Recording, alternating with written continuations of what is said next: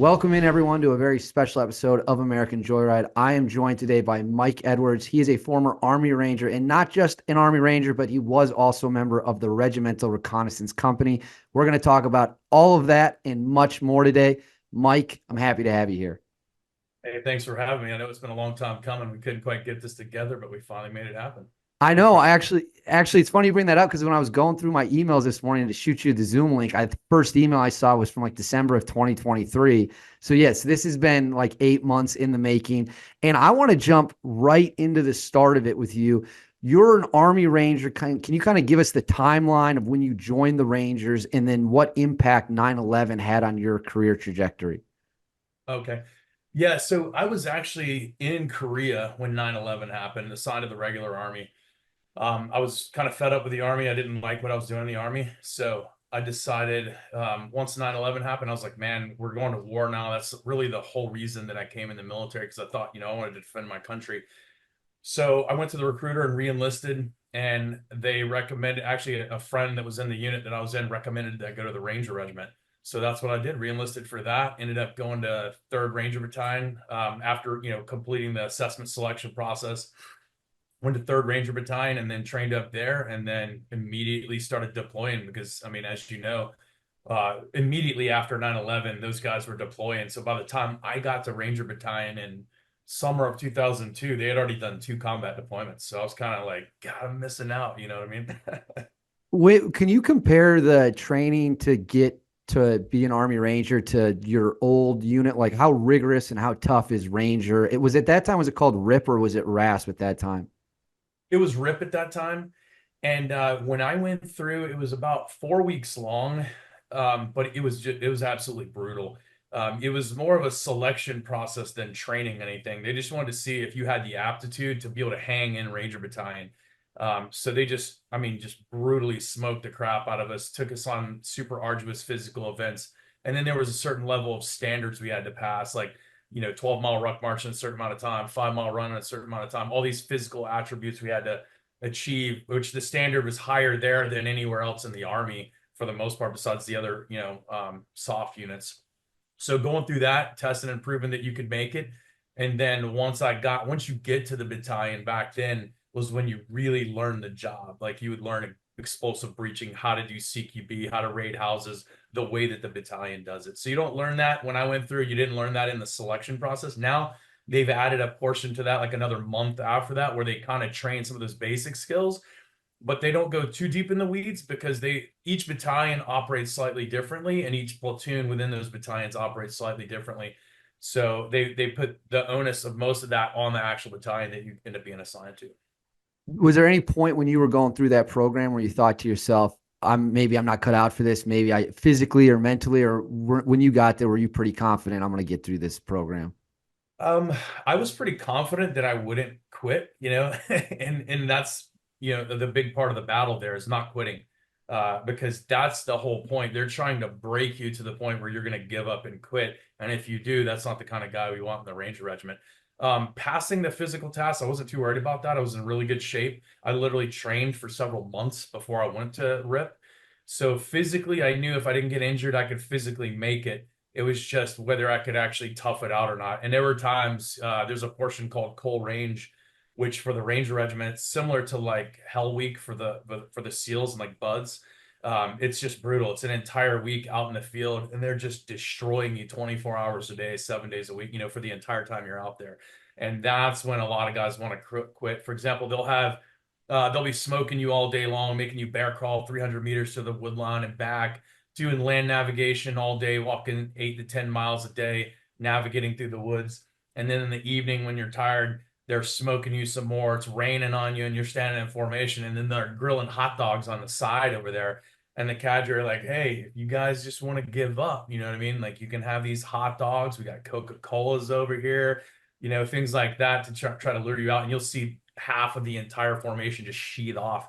Like half the dudes will just break off and quit. It's certain phases. It's like that, like big chunks will quit and then nobody will quit for several days. And then big chunks will quit. But that's how they weed the guys out over time. That's fascinating. That must be one hell of a mental mind game. Just smelling hot dogs as your life is an absolute living hell. That's incredible. And it really does speak to the mental resiliency you need to make it through. So you said you get there in summer of 2002. You finally have gone through the selection. And remind me, do you do a deployment to Afghanistan before Iraq kicks off, or was your first deployment to Iraq? My first deployment was to Iraq. Yeah, I got there in 2002, trained up, did some stuff, hadn't even gone to Ranger School yet. And then we deployed to Iraq in March, I believe, of '03. Jumped in and did the airfield seizure out in the western desert of Iraq. So let's talk about that. That is really what I want to, because I know Iraq was so much of your career. When you find out you're going to Iraq, when you find out the invasion is happening, did you stage in Saudi Arabia? We did. Yeah, we So staged in an air base down in Saudi Arabia for probably 2 weeks to a month or so beforehand. Yeah. so walk the viewers through, kind of like you said, you wanted to join to defend your country, you wanted to join to go to war, and now this is the opportunity. This is showtime for you, first time. What emotions do you remember feeling? Were you excited? Were you nervous? Walk us through what you were feeling at the time. Well, to me, it was like a dream come true. Like I'm in an airborne infantry special operations unit. So every dude there wants to jump into combat, and hunt the enemies of our country. So here I was in Saudi Arabia planning, and we're training and training and training and planning different mission sets, waiting to find out which one we're actually going to execute. And the mission set that comes across our table is an airfield seizure, jump in and seize an airfield. And all the Rangers are just like, I mean, grinning ear to ear. They're like, this is perfect. I'm gonna jump into combat like they did in World War II. Like not Rangers, but other guys that jumped in during World War II and like other wars. So we were super stoked about that.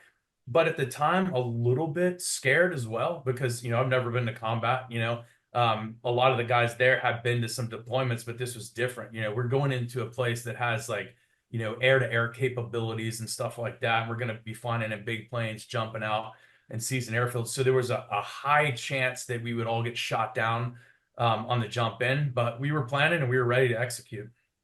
So let's walk us through what you just said about their air-to-air defenses.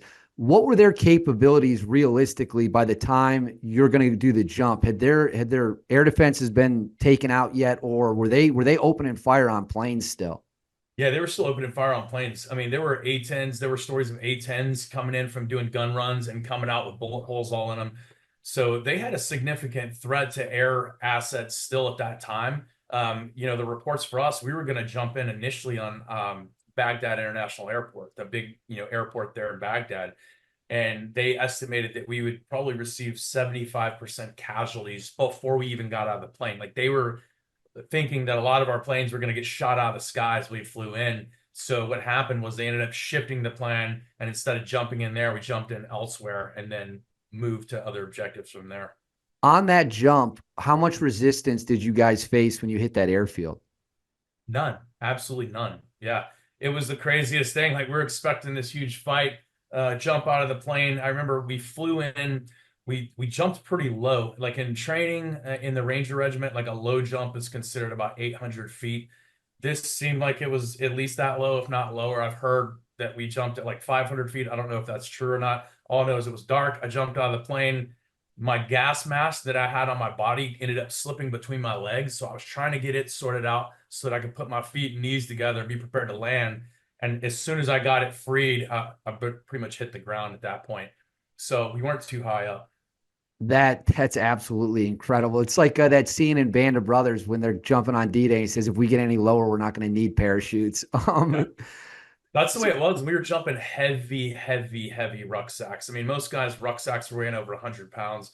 So we're max loading these parachutes. A lot of guys ended up getting hurt on the jump. I think 10 or 11 guys from my company and the strike force we were assigned to got hurt. But then we saw some vehicles, speaking about the resistance, we saw some vehicles that were there at the compound we were seizing. They just took off and left. So we could see the headlights driving away. Like they were like a bunch of guys just jumped out of the sky. Let's get the heck out of here.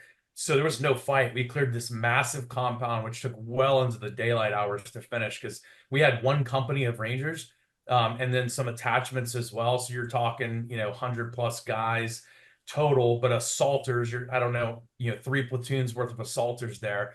So 60 to 80 guys assaulting, and we cleared this massive oil refinery type compound all by ourselves. And it took almost into like midday to do that, but not a single person was even found from what So I'm. when you clear that compound, do you hand that off into some other unit so you guys can keep rolling on to the next objective?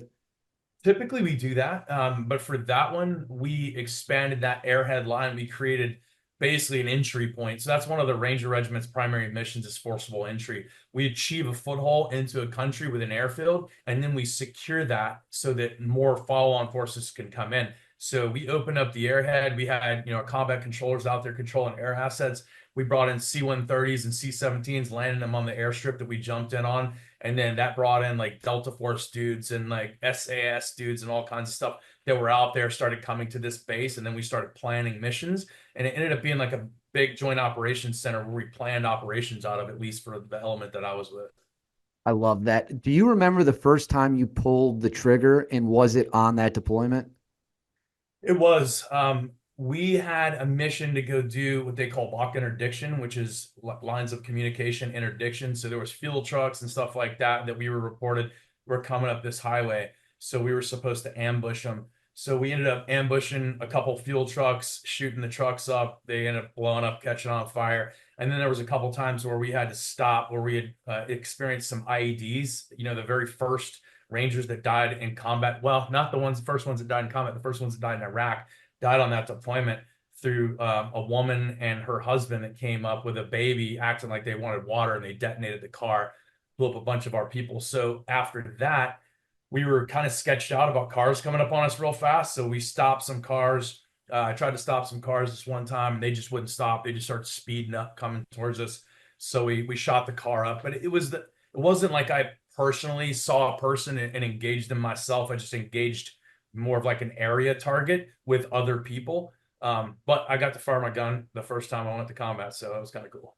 One of the things that I find interesting, and I like hearing different opinions, and it goes to kind of like the first time you pull the trigger, is I've heard a lot of guys say one of the big misconceptions that maybe the public has is this idea that if you kill someone in war, it like stays with you forever and you think about it all the time. And a lot of the guys who've been on this show, they're like, that's not true for me. It's like I don't think about it. It's like I just did my job. For you, when it came to pulling the trigger in combat, is that something that was tough, or was it just another day in the job? It was, I chalk it up to the training that we did. We were so accustomed to bringing that rifle up to a threat and engaging it that it was just like second nature. I didn't really think anything of it. I think the first time you see an actual dead body killed, you're like, oh, this is real. You know what I mean? That's about the most that it really affected me. And even to this day, looking back on it, I don't really regret it, even though, there may have been some guys that we shot that necessarily may have not been bad guys. We were just trying to do the best that we could do. And, it never has bothered me, to be honest with you. Yeah, and the reason I ask that is because it seems the guys from the special operations world, they all give the exact same answer. Some will say, I wish I could have had that one back because it just got a little too chaotic and things happen. But yeah, they all say the same thing, that this misconception that you can't sleep forever, it's you think about it for the next 30 years. They're like, not for us. I think that could be the case for some people. Like I think PTSD, like legitimate like PTSD that hurts people, I think is a lot less prevalent in the special operations community. And I think it's because of the mindset going into it. Like we went into it knowing that we're going to be involved in combat. We knew the guys were going to get killed and that we were going to see other people killed, by our own hand. So I think that lessens the blow a little bit. I think we do experience issues when it comes to like operator syndrome and stuff like that from constantly being ramped up. But I think the killing piece doesn't seem to affect us, at least from what I've seen. Just like you mentioned, I think it's less prevalent in the soft world. And we're going to talk about operator syndrome. I'm glad you brought that up. We're going to talk about that later in the interview because I definitely want to get your thoughts on that topic. So I know you had a second deployment where things got really, really hairy or intense. When you get home from the first deployment, though, were you thinking, man, that was everything I hoped it was? Was it disappointing that maybe you didn't get to do more things? What were you feeling when you finally got to decompress a little bit after that first deployment? Honestly, a little bit kind of let down. because I mean, I got to shoot my gun a few times, like those ambushes, and then another time engaging and suppressing some guys, but it just like it wasn't just what I thought. You know, I said, man, is this it? Like, I mean, so yeah, I got a taste of war and combat, but I was just ready for more, you know. And I was, you know, and I would see that later on, but it actually took a while. I think the next deployment, I don't think I even fired a shot, or I don't think really anybody did that I was with. And then it took like another deployment or two before I got a chance to actually see what I thought real combat would be like. And let's jump into that, because I know that you did spend some time in Afghanistan, but really, as we talked about when we were getting to know each other, the Iraq stuff is where it gets hairy. So that deployment in Iraq that gets intense. What year, what timeline is this at this point? That was 2005. If you're talking about that gunfight in Talfar where I was awarded the Silver Star and the Purple Heart for that. Yeah, that was in 2005. We were actually based out of Mosul. We were doing a bunch of missions there in Mosul, and then we got reports that Talafar, and this is kind of like a mission for Rangers and for like other soft guys as well, is conventional forces like Marines or regular Army would be overwhelmed with an area, or they would be dealing with enemy that they just couldn't handle. For example, you'd have like a battalion of Marines in there, and they're going out hitting targets, but then they're getting smacked by the enemy at nighttime, or IEDs or sniper fire that they just can't seem to handle, and they'll ask us to come in, and we call it playing like whack-a-mole. We go on and whack the mole and then go to the next spot where they want us to whack one at. So Talfar was kind of like that. The big army had the city corralled off because they were having issues going into the city because guys were getting sniped out of the tank hatches and Bradley hatches of the armored vehicles, taking a lot of IEDs as well. So they asked us to come in at night and bust it up a little bit. So we planned out 3 targets, went in there one evening, hit one of the targets, engaged the dude, ended up killing a couple guys there, went to the second target, and then that's where this happened at. Basically, a regular Army helicopter, a Kiowa, flew over top of our target building and kind of woke everybody up as we were getting ready to breach. And we had specifically asked that they not do that, but for some reason, I guess it didn't get trickled down to everyone. So this helicopter flies over, wakes everyone up. Now the bad guys are kind of aware that we're there. Our lead breach guy was getting ready to breach the door. And about that time, a bad guy opened the door, saw him, and then shut the door. So our guy just went in right after him, but the guy had dropped a grenade at the door. So the first 4 or 5 guys that went in took a point blank grenade blast to the legs, which messed up a lot of guys. And I'll pause there if you want me to continue. Let me know. You know, I absolutely, please continue. So from there, we went in. There was like 2 rooms on the right, 2 rooms on the left, and this thing opened up into like a big courtyard. I ended up blowing past the next squad because there was a squad stacked on the door. Typically, I had been the first squad in, but at this point in time, we rotated it because you'll get burned out being that lead guy all the time. So I was like the third guy. So the first squad or first assault team went in, took the grenade point blank. The second team was kind of, I think, stunned. I don't know if they really realized what had happened, but from where I was, I could see it.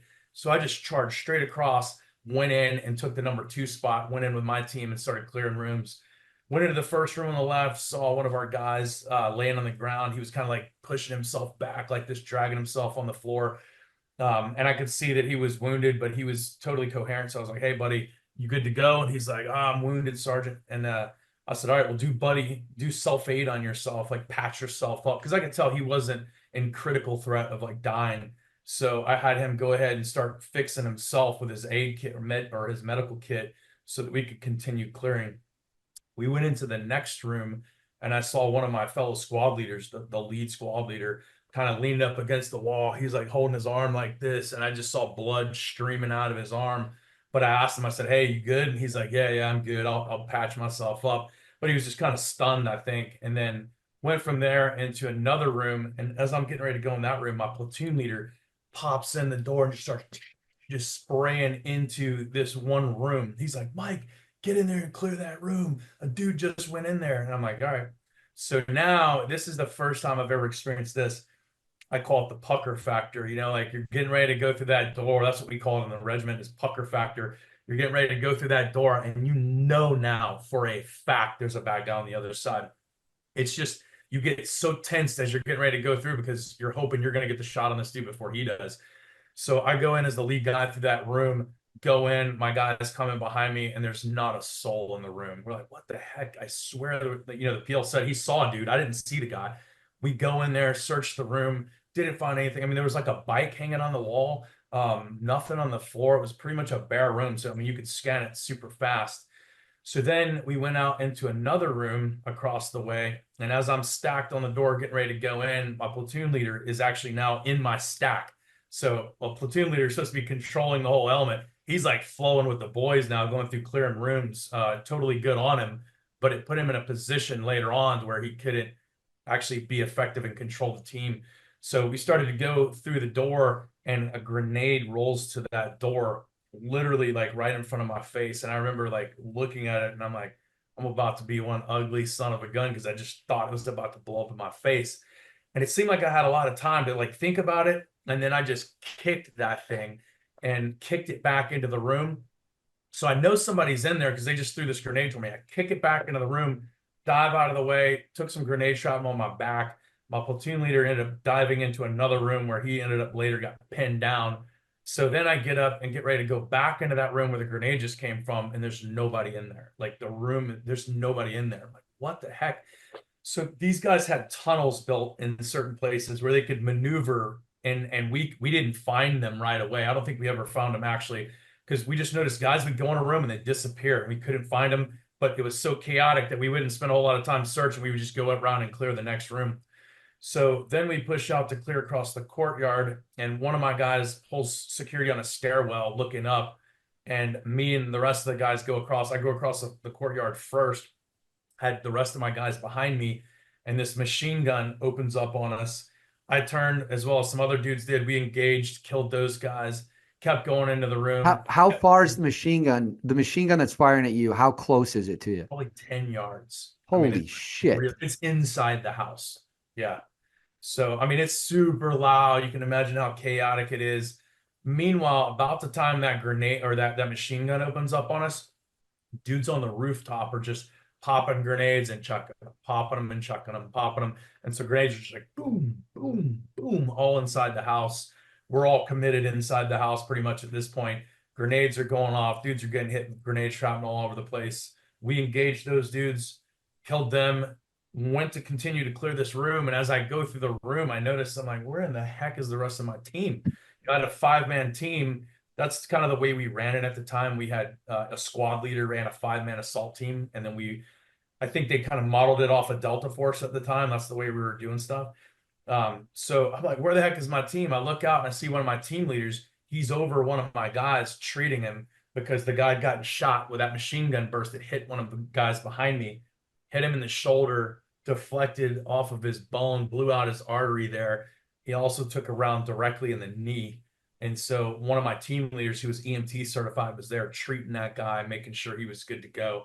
And then I found the rest of my team. And then after that, more grenades came down. I got wounded. Other guys got wounded. So we kind of pulled back for a second, kind of reassessed what's going on. And then I noticed that outside of the building, the support people that were with us are just kind of like standing there with no guidance because all the assaulters are inside. So I started directing these guys. I'm like, hey, we need to pull security on the roof over here. We need to pull cross coverage over here.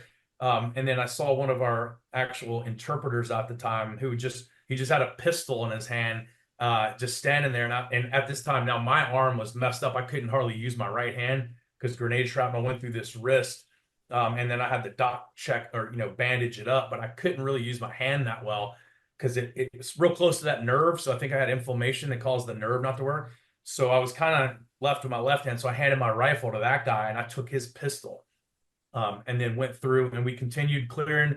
I called in the medevac vehicles up so that we could get casualties because at the time, our platoon leader and platoon sergeant were pinned down. So they couldn't really do a whole lot. They could barely even talk on the radios. So I just kind of took charge as I saw fit. I mean, that's just kind of what we do in the Ranger Regiment. We train that if you see something that needs to be done, we're all leaders and we should be able to step up and take charge of the situation. So I looked at it and I was like, hey, we need to get these casualties out of here. We need to get some semblance of the security. So I kind of took charge of that until we ultimately withdrew from the target. I've been doing this show for more than 2 years. That is among the craziest stories I've ever heard on this series. That is I mean, I'm at a loss for words at the level of chaos. Did you fire the pistol at any point once you made the swap? Yeah, we actually went back into the house. Some dudes were up trying to clear the roof and went back in the house, and we were suppressing. And I used that pistol to suppress some other guys that were shooting at us as we got guys out of the house because we didn't end up completely. We cleared the entire first floor of the house. We never cleared the roof. Our snipers were on an adjacent roof. They were pinned down from dudes on top of the target building roof, shooting at them with machine guns. And eventually, the snipers were able to raise up and take a shot and take those dudes out. But what we ended up doing is we got our casualties out, we got them packaged, ready to roll, and then we were like, "Hey, we gotta chalk this up. We got to pull out of here and use our air assets to drop this building because we were taking just too many casualties. Guys were getting wounded here, wounded there, shot here, grenade shrapnel here. I think we ended up tallying up like 16 or 17 wounded out of a platoon on that mission. So I guess I kind of made the calls like, hey, let's get out of here. Let's get ready to evac. And then, we dropped bombs on it. And they ended up coming in with bombs and basically leveling that entire city block. What was the closest person to you that you engaged that night? Was it the 10 yards with the machine guns, or did you engage anyone who was closer than that? Yeah, that was probably the closest for me. Like I said, a lot of those rooms that we went into should have had people in them because there was clearly someone that threw a grenade at me, and the platoon leader said he saw a guy go in this room. Those would have been closer shots, but there just was nobody in there. It was weird. Walk me through, and maybe people watching this who don't really understand rules of engagement. If you're in a situation like that, where this is an enemy stronghold and they're popping in and out of tunnels and you got grenades falling from the rooftop, in a situation like that, if you're an adult military male in that compound running around, do you need to see a weapon before you can shoot them, or have they already presented themselves as a threat given what's going on? It honestly, it kind of depends. Really, we should see some sort of a weapon. Most guys are not going to just shoot a guy that doesn't have a weapon. They're going to say something to him and watch him very closely and see how he reacts, and if needed, engage him. But you got to realize we're working against S-vests as well, so we have to be careful with that. Dudes would run out with nothing and clack themselves off and just take out bunches of dudes. So we were careful of that, and that's another reason we pulled out too. We had learned and some targets in Iraq from the Delta Force dudes and from the Rangers that there are certain situations we find ourselves in where we just need to pull back, use the assets we have, and drop the house because we find ourselves in a vulnerable position. We're inside of a house defended by people who are barricaded, and it's just not a good situation. It's hard to fight through that. So that's one of the reasons we backed off and leveled that house. It's interesting you bring up the suicide vest thing because, like you're saying, like the Delta teams learn, the Ranger teams learn that dealing with explosives obviously forces you to change dynamics. One of the stories that I was told by a Delta dude is the bad guys had put bombs in a wall. And so when they ran up in the CQB stack, a dude inside the compound just hit the wall bomb and just boom. And Wow. that obviously they're like, okay, well, we need to figure out how to not let that happen again, happen twice. It's really fascinating. So you've been now in this very intense 16, 17 guys have been wounded. You're worried about suicide bombers. They're dropping grenades. When you finally get back to base, do you remember what you were thinking? Were you like, holy shit, I can't believe we just did that? Yeah, that was a big one. So we left from the city, went to the regular army people that we had linked up with, called in an evac there. So we were able to secure the area, call in helicopters to evac all of our wounded because we had dudes that needed critical care. So we called that in, evac those guys. The rest of us, like myself and other guys that weren't so bad wounded, like we just, had minor wounds. We drove on the strikers 2 hours back. We got back, went in immediately. I remember dudes came out, like support guys came out and they were washing our strikers out because our strikers, the armored vehicles we were using, some of them were just completely filled with blood in the floor from us and from dudes because we took some guys off the target. One of the guys we took off the target just went belligerent in the back of the vehicle, and our guys ended up killing him with a fire extinguisher, which is kind of crazy. But because it was inside the striker, this dude broke his flex cuffs off and started attacking dudes inside the vehicle. And so some dudes ended up beating him down, and one guy ended up smashing him with a fire extinguisher. I mean, literally, that happened in one of the vehicles. And then there was other Rangers that were bleeding a lot in the vehicles until we got to evac. So there's guys that were there in support that tell the horror stories. They remember. I think actually Jack Murphy was there for that. I think he's the one that said he remembered like washing the blood out of the back of our strikers. It was just like red, just flowing down the back of the ramps. That is, I mean, I don't even have a response to that. I mean, it's just hard for me as a dude who's never been anywhere near a situation like that to even think about that level of chaos and carnage. Did it, living through an experience like that, earning the Silver Star, seeing that level of like up close machine gun fire and explosives, did that make you more eager to do it again, or did that make you a little hesitant to want to be in that position again? Yeah, that'll check you right there. So you're 10 foot tall and bulletproof until that happens. And then, like, I'm sure everybody will say that, like, you're 10 foot tall and bulletproof until that happens. And then, but if you're a warrior, you're going to stay in the fight. You're going to keep going at it. But you have this new set of lenses that you look through everything. Like, I can be wounded and we're not as bad as I mean, we're bad to the bone. We're trained really well, but it doesn't matter who you are. A bullet can still catch you. You know what I mean? Like, I don't care if you're the best Delta Force operator or, whatever in the world, you can take a bullet immediately going through that room without a chance to even get a shot off. You know what I mean? Like luck happens. And is this is 2005? So Zarqawi, can you talk to the audience a little bit about how the foreign fighters, your first deployment, you're fighting Saddam, standing military, uniform military on uniform military, but then you have a flood of foreign fighters, jihadists, suicide bombers. How did that change the dynamics? And can you compare what it's like to face, again, the standing army of a country compared to jihadis? Well, to us, it really wasn't much, honestly. When there was like so-called a standing army, I think most of them were just fleeing. I don't think we really actually fought a lot of them, maybe in little spats here or there, but I think it was mostly an insurgency for the most part. I know it didn't really change the way we operated, but because of the frequency in which we had targets to go after, we became really good at planning these missions. Like it got to the point where like, Delta Force dudes and Rangers would be like, we would receive a page on our pager. We would go in and plan, and we would be rolling either helicopter wheels up or vehicle wheels rolling within 45 minutes of like receiving, even knowing this dude existed. We would plan the mission and execute within like 45 minutes. Were you ever involved in any missions related to getting Zarqawi? I wasn't that I know of, maybe indirectly, but not that I know of directly. You know what I mean? That was other guys. I don't even know if I was overseas at the time when that happened.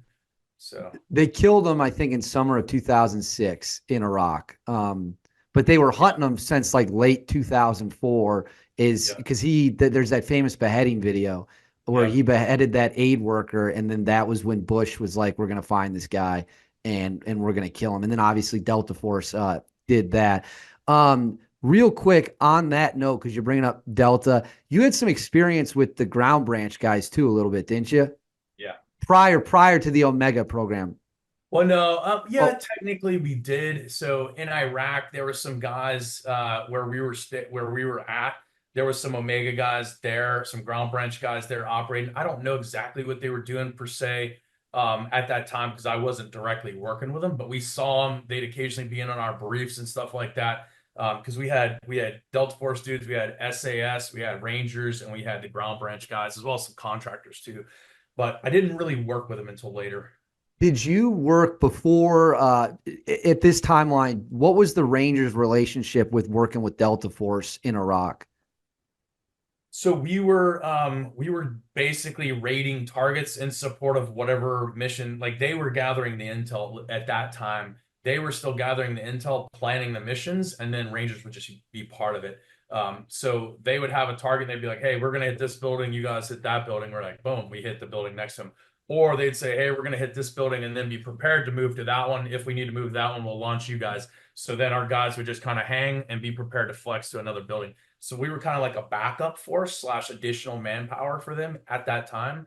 And then probably around 06, 07 timeframe was when Rangers started literally planning their own missions as well. And we had the capability then, but we were kind of just hopping, hanging on their coattails. But then we started planning and executing our own missions. We were doing that in 05 even. But back to what I was thinking of when we were working with Delta in 04, that's when we were kind of like tagging along with them. But yeah, even as soon as 05, we were already planning our own missions and operating unilaterally, I guess you could say. Did the Ranger regiment, did guys who were in the Rangers, did they have pretty high opinions of guys in Delta? Did they look up to them? Like, what was that dynamic like? Yeah, everybody respected those guys and looked up to them because, most of the dudes there, like our sergeant majors were buddies with them. Our first sergeants and platoon sergeants were buddies with them because a significant portion of those guys come from Ranger Battalion. So it's kind of like Ranger Battalion's big brother, like those guys would come from there. They would teach Rangers, they would teach us shooting stuff. They would come down to even Fort Benning and put on classes. So we had a really good working relationship with those guys. And like I said, a lot of those guys come from Ranger Battalion. So they knew us, they knew who we were. So it was kind of like being part of the same community, but just slightly different. I like that. That's neat to know that that's kind of the dynamic the two units have. And like you said, a lot of guys in the unit come from the Army Rangers. I think it's like 75 to 80% of them actually come from the Rangers, at least Yeah. more recently. So eventually you become cadre for selection for the Rangers. And did you want to do that? Did you kind of get forced to do that? What made that occur? I didn't really want to do it, but I got wounded and I had to go get some surgeries on this arm. And so then my squad, I mean, in Ranger Battalion, if you slow down for a second, they're gonna find somebody else to do what you were doing. So I had to get some surgery. So they needed somebody to lead my squad. So my roommate actually ended up taking over my squad. And so I was kind of a floater, still assigned to the platoon, but kind of a floater for a bit. Deployed one more time with them in kind of an assistant role, just helping out where I could. And then after that, I needed to recover. I think I needed a knee surgery or something as well. So I just said, hey, I'm gonna go be RIP cadre so I can take some time off, not deployed, get the knee fixed, and then heal up and come back. So it was a good place to heal up. And I had a buddy of mine, still to this day, who retired as a sergeant major. He was the first sergeant over there, and he had been my old first sergeant. And he kind of asked me, he's like, hey, dude, you want to come over here and work? And I was like, yeah, I kind of need a break. So I went over there, worked for him, got some surgeries, healed up, and then trained up for RRC selection. So earlier in the interview, you're talking about how they just want to make guys quit. They want to see whether or not you can break. And now instead of being the guy who's going through it, you're the guy, one of the guys who's running it. What would be a quality where you'd see in a guy and you just knew right away, this dude ain't making it out of here? Like what is there a red flag where you can just see it from a mile away? Not usually. So it's usually deeper down inside because I'll tell you, I saw dudes that were just jacked, physically fit, beast mode dudes that were like the star football player on their football team. I saw a lot of that, and those guys would come out there and they would quit immediately. I'm talking fast, not always, but there was a lot of guys like that that you would look at and just right off the bat, you're like, that dude's a beast. He's gonna make it. Whoops, I was wrong. He didn't. You know what I mean? I saw that a lot. I also saw dudes like there was this one guy, I think his last name was Cook, older dude. This dude was in his 40s when he went through RIP and he was going through to be an infantry guy. And this guy, I mean, he looked like an old, broken down 40-year-old man, you know what I mean? Like probably more broken down than I look. And he was out there, not a big guy, kind of short, kind of scrawny, and he's just old looking. But I remember seeing this dude on the 12-mile ruck march, and he was like using his rifle, his rubber rifle as a cane. And I laid into him. I was driving the bus, picking up the fallouts. And I'm like, hey, man, you got to get on the bus. Fell out too far. I'm like, quit using your dang gun as a cane. Get on the bus. And so I laid into him and we started talking. He's like, hey, sir, hey, thanks for being so nice to me. Like he's just happy to be there, even though he just got picked up and I was yelling at him. And he's like, my hips hurting. That's why I had to stop. And I said, well, we'll get you checked out when we get back. Come to find out, we go get this dude checked out. He had a completely fractured hip bone, completely fractured. He had fractured it in airborne school in a jump, and he did all of RIP pretty much sucking it up. So, like I said, like that guy, if you had to ask me day one, I'm like, he'll never make it. But the dude literally physically pushed through until we pulled him from it because he's just so tough. But then you have these guys that appear tough on the surface who won't make it. If that makes That's sense. that's fascinating to me. I just recently interviewed a former 24th STS CCT, and Yeah. he helped run their selection. And he said the number one thing that they could tell whether or not a guy was going to make it had they been in a fist fight at any point in their life. And if the answer was yes, those guys usually got through. And if the answer was no, they usually didn't. I thought that was really interesting That too. is interesting. I never thought about that. I mean, who knows? It might be kind of a common theme, but it's not something we ask, or anything that I noticed. If you saw someone was kind of struggling, would you purposely kind of make it your mission to get that guy out of there, or would you try to figure out ways to get them to improve? What's that kind of like? So yeah, for me personally, and I look at things differently now than I did back then. I was just brutal back then. The way I looked at it is that I was the gatekeeper of the Ranger Regiment, and that means like I'm not going to let anybody that I didn't want to go to combat with. So me personally, I looked for every single slight little chink in their armor and I exploited it with everything I possibly had. Like I just tried to make everybody that I could possibly make. But you'll see like some dudes may see this that I was their rib cadre and they'll probably tell you the same thing, that I was absolutely brutal. A lot of the other guys were too, but we would physically exploit every advantage we possibly could. For example, the swim test to get into Ranger battalions, not really that hard.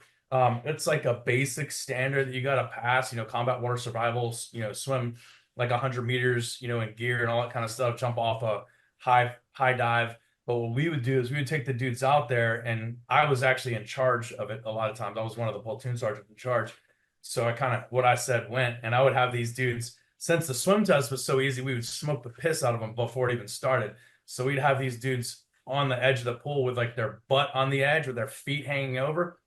And then we'd have them do flutter kicks above the water. And then if they even slightly bent their knees, we'd go behind them and grab them like by the shoulder of their shirt and just dump them in the water. So now they're completely soaked. Their legs are soaked. Their boots are soaked. And now they got to get back out and do flutter kicks again. We did that for hours before the swim test even started. And we would get dudes to quit just from doing that. But then these guys are smoked. Their hip flexors, their quads are all smoked. And then we would do the actual swim test. And a lot of them would fail because they were just wrecked already. So, I mean, that's the things that we did. If you fail the swim test, do you get another chance to try it again, or you're just done? No, there's a retest. A lot of times guys wouldn't want to retest, but there was a lot of black guys that we would get that weren't that good at swimming. And some of these dudes were super good dudes. And you can, after a while, you see the character of a guy, like how the respectful and stuff like that they are. That's one of the things for us. You had to be respectful. You had to be professional. If a dude had a chip on his shoulders, gone. And we saw that with, every race that was out there.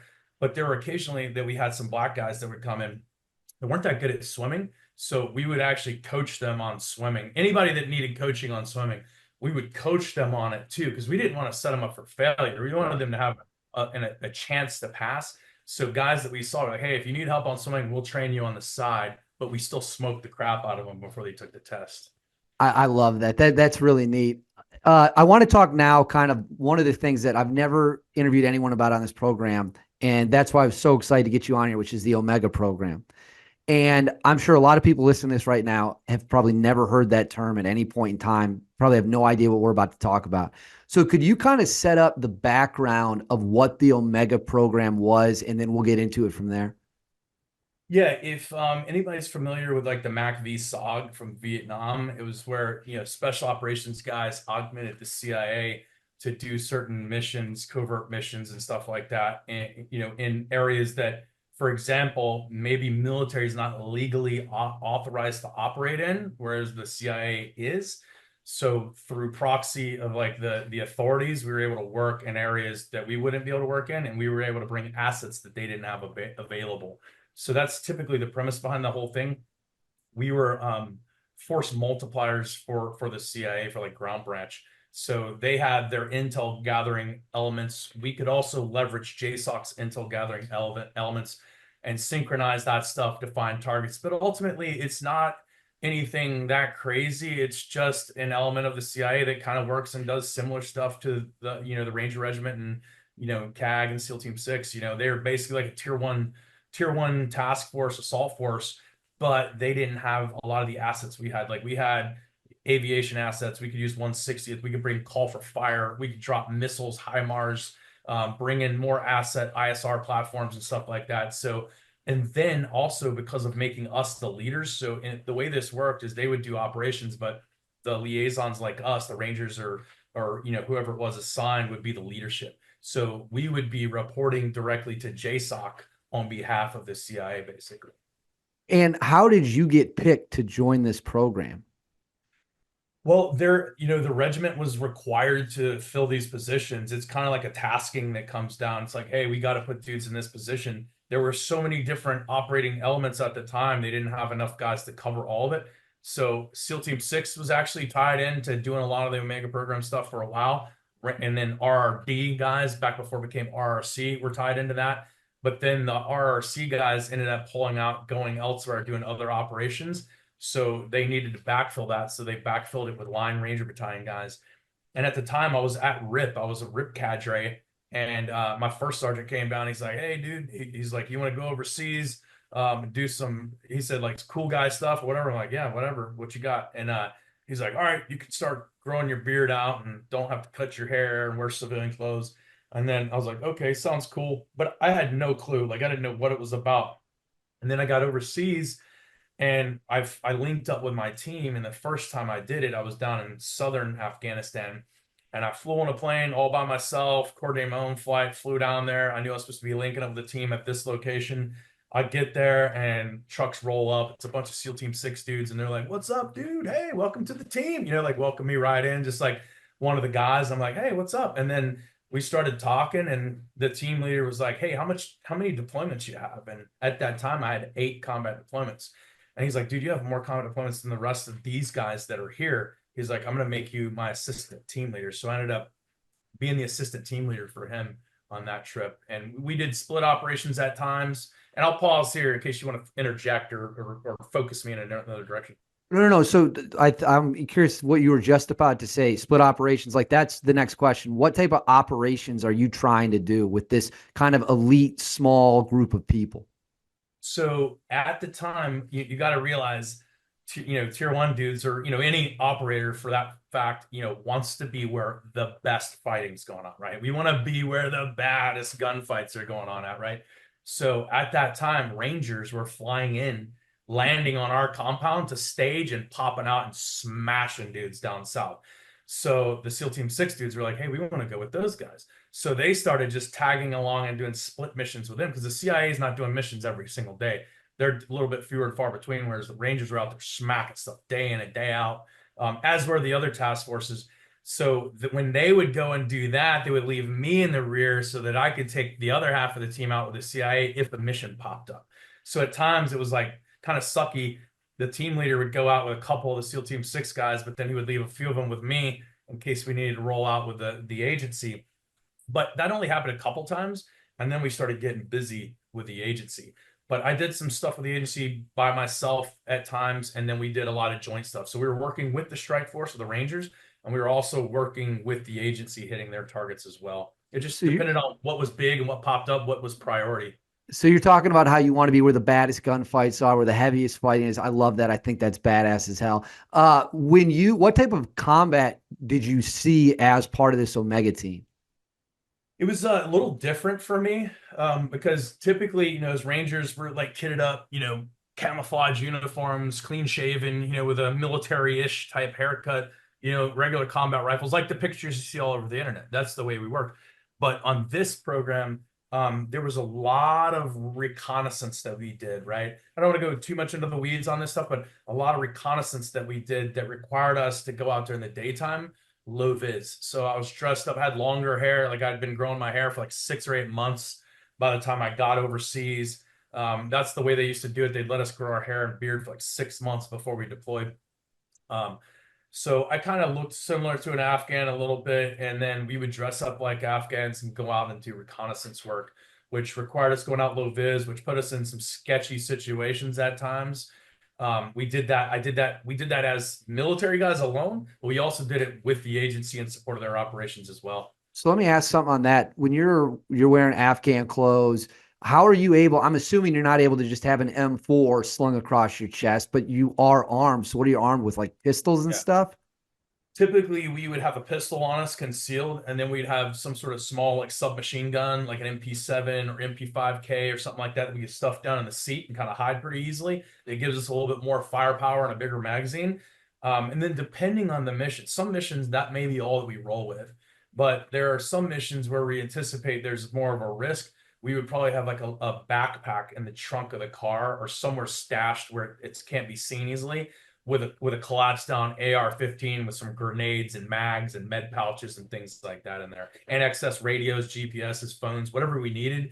Basically like a blowout bag. Like people talk about blowout bags. That's what those were, our blowout bags. If the crap hit the fan really bad and I needed serious firepower, I would bail out, ditch the car, snag my backpack, and roll.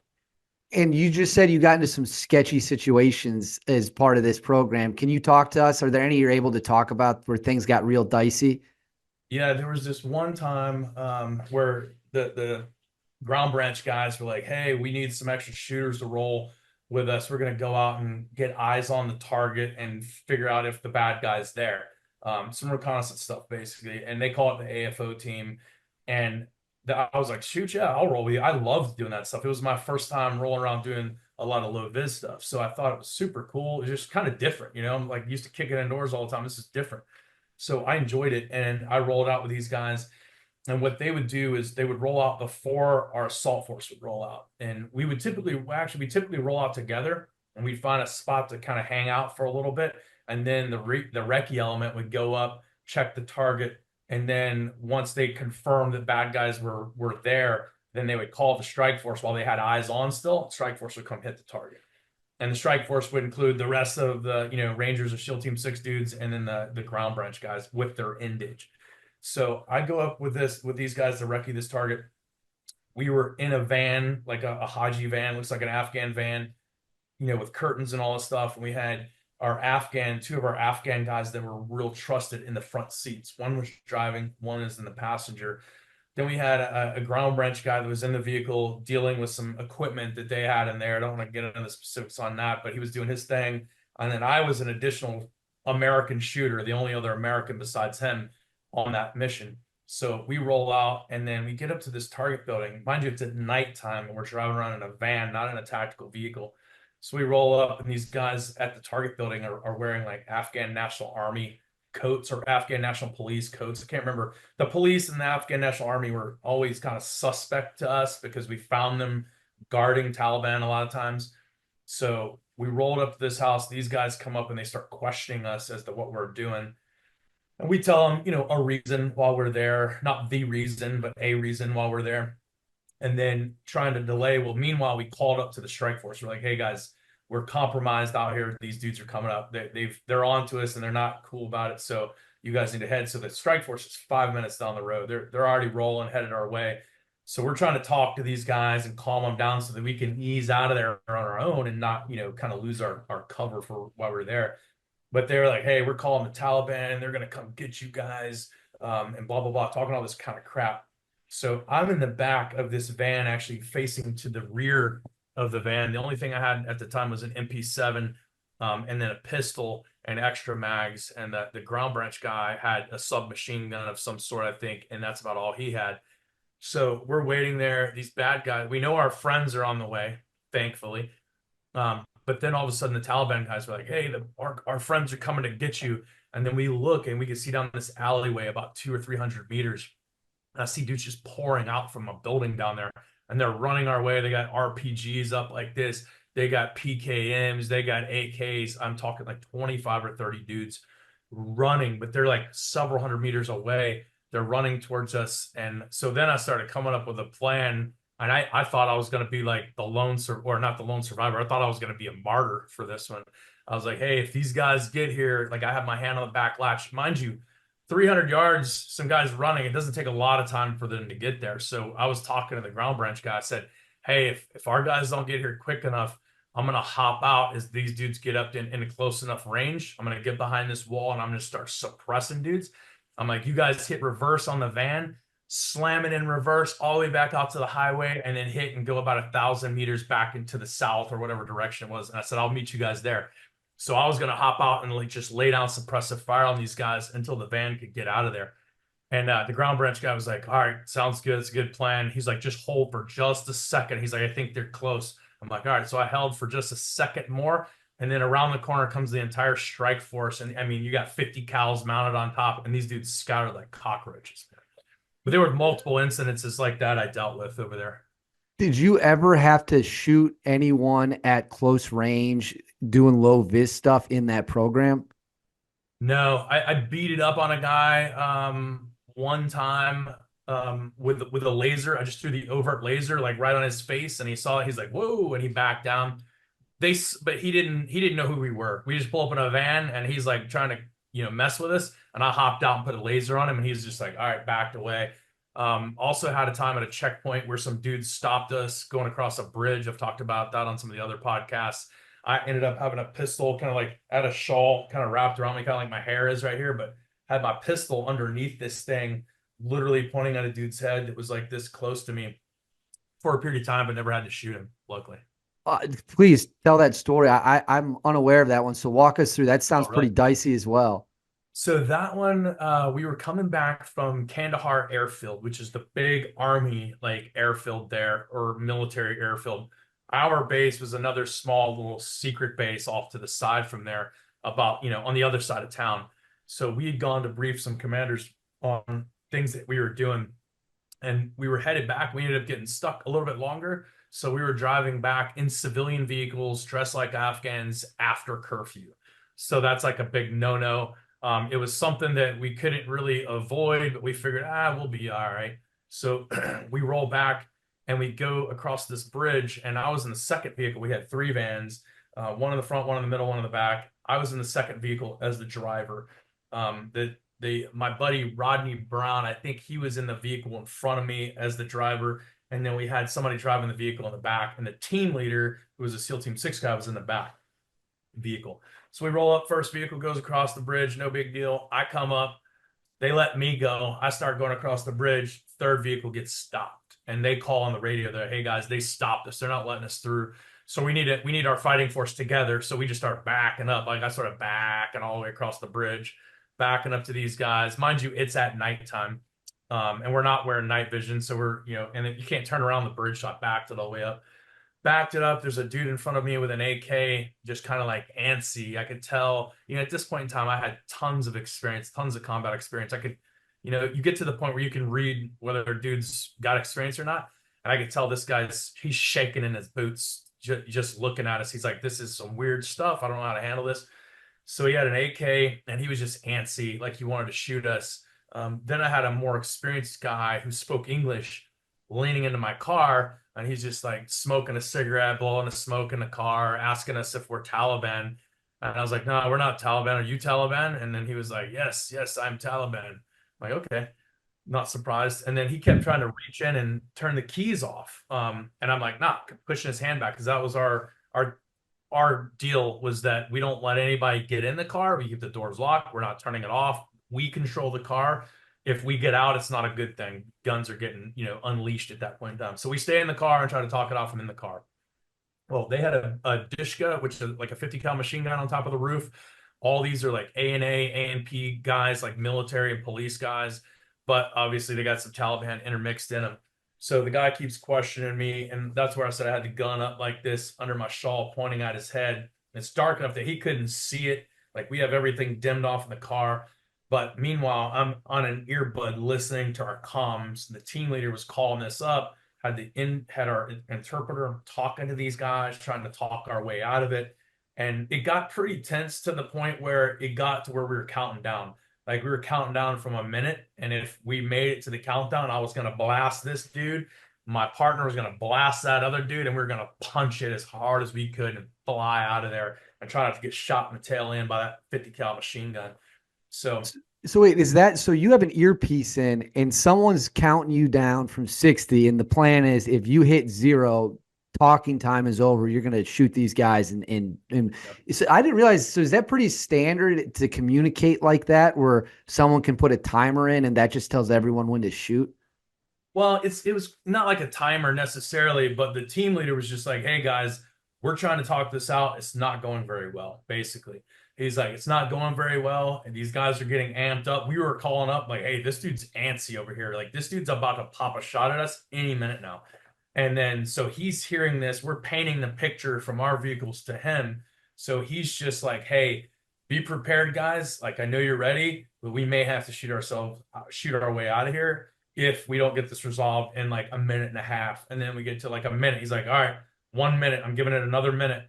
And then as it goes down, it's like down to 30 seconds. And then he's like, hey, we're good to go. All right, we can roll. I'm like, what? Like, all right, so it started rolling on out, and we just rolled on out, not a shot fired. So our Afghans basically, our interpreters basically told the guys, because we have ISR, we have the drones, we have AC-130 up top that can see everything. And they didn't know that we didn't have those assets, but we didn't. We didn't have those assets at that time, but we told them that we did, and that scared them. We were like, it doesn't matter, you can kill us, but the night plane's going to kill you. And they were like, oh crap. So that kind of freaked them out, and they let us go. There's so many parts about that story that are just really, really interesting. Do you have any memories specifically from the Omega program where you look back and you're like, damn, I was really happy that I got to be part of that mission, or I was really happy that I got to experience that? Yeah, I Uh-oh. working with the dudes, and I had worked alongside. Wait, so Oh, go ahead. you froze for 1 second. So just go. I didn't catch anything you said after I asked the question. So just start from wherever you said. Yeah, so it wasn't any specific mission per se. It was just the dynamic of the work, right? Like I was dressing up like an Afghan, having like they had women come out and show us how to do like makeup and stuff like that so that we could blend in like literal like professional makeup artists and stuff. And that was kind of cool. It was like we're actually blending in, like they're making us look like these people. It was kind of cool getting out and seeing the Afghan world, how it functions normally during the day, whereas normally I only saw it at night when I'm booting the door in. So that was cool. And then I worked with some really good people, like all the guys. That was my first time working with Red Squadron from SEAL Team 6, which I had worked with Blue Squadron before. And forgive me, guys, if there's any Blue Squadron guys that hear this, but I could not stand those guys. I couldn't stand them. Most of the Rangers in Third couldn't stand them. Um, but the Red Squadron guys I worked with were awesome. I mean, superstar professional dudes. They treated me as one of the team, and I was like, dude, this is awesome. And then the ground branch guys that we were working with, a bunch of former Rangers were there. And so I had that commonality with them too. And they were just super cool, very professional dudes. I mean, mind you, these ground branch guys are typically 20-year retired Rangers, Delta Force dudes, SEAL Team 6 guys, 2-4 SDS, whatever, SF guys, SEALs, whatever, from all the different soft backgrounds. A lot of Marines actually in there too. But they're very seasoned fighters. At that time, it may be a little different because they got seasoned while at Ground Branch because the war was relatively new. But these guys were really seasoned, very professional, career war fighters. So it was good working with them.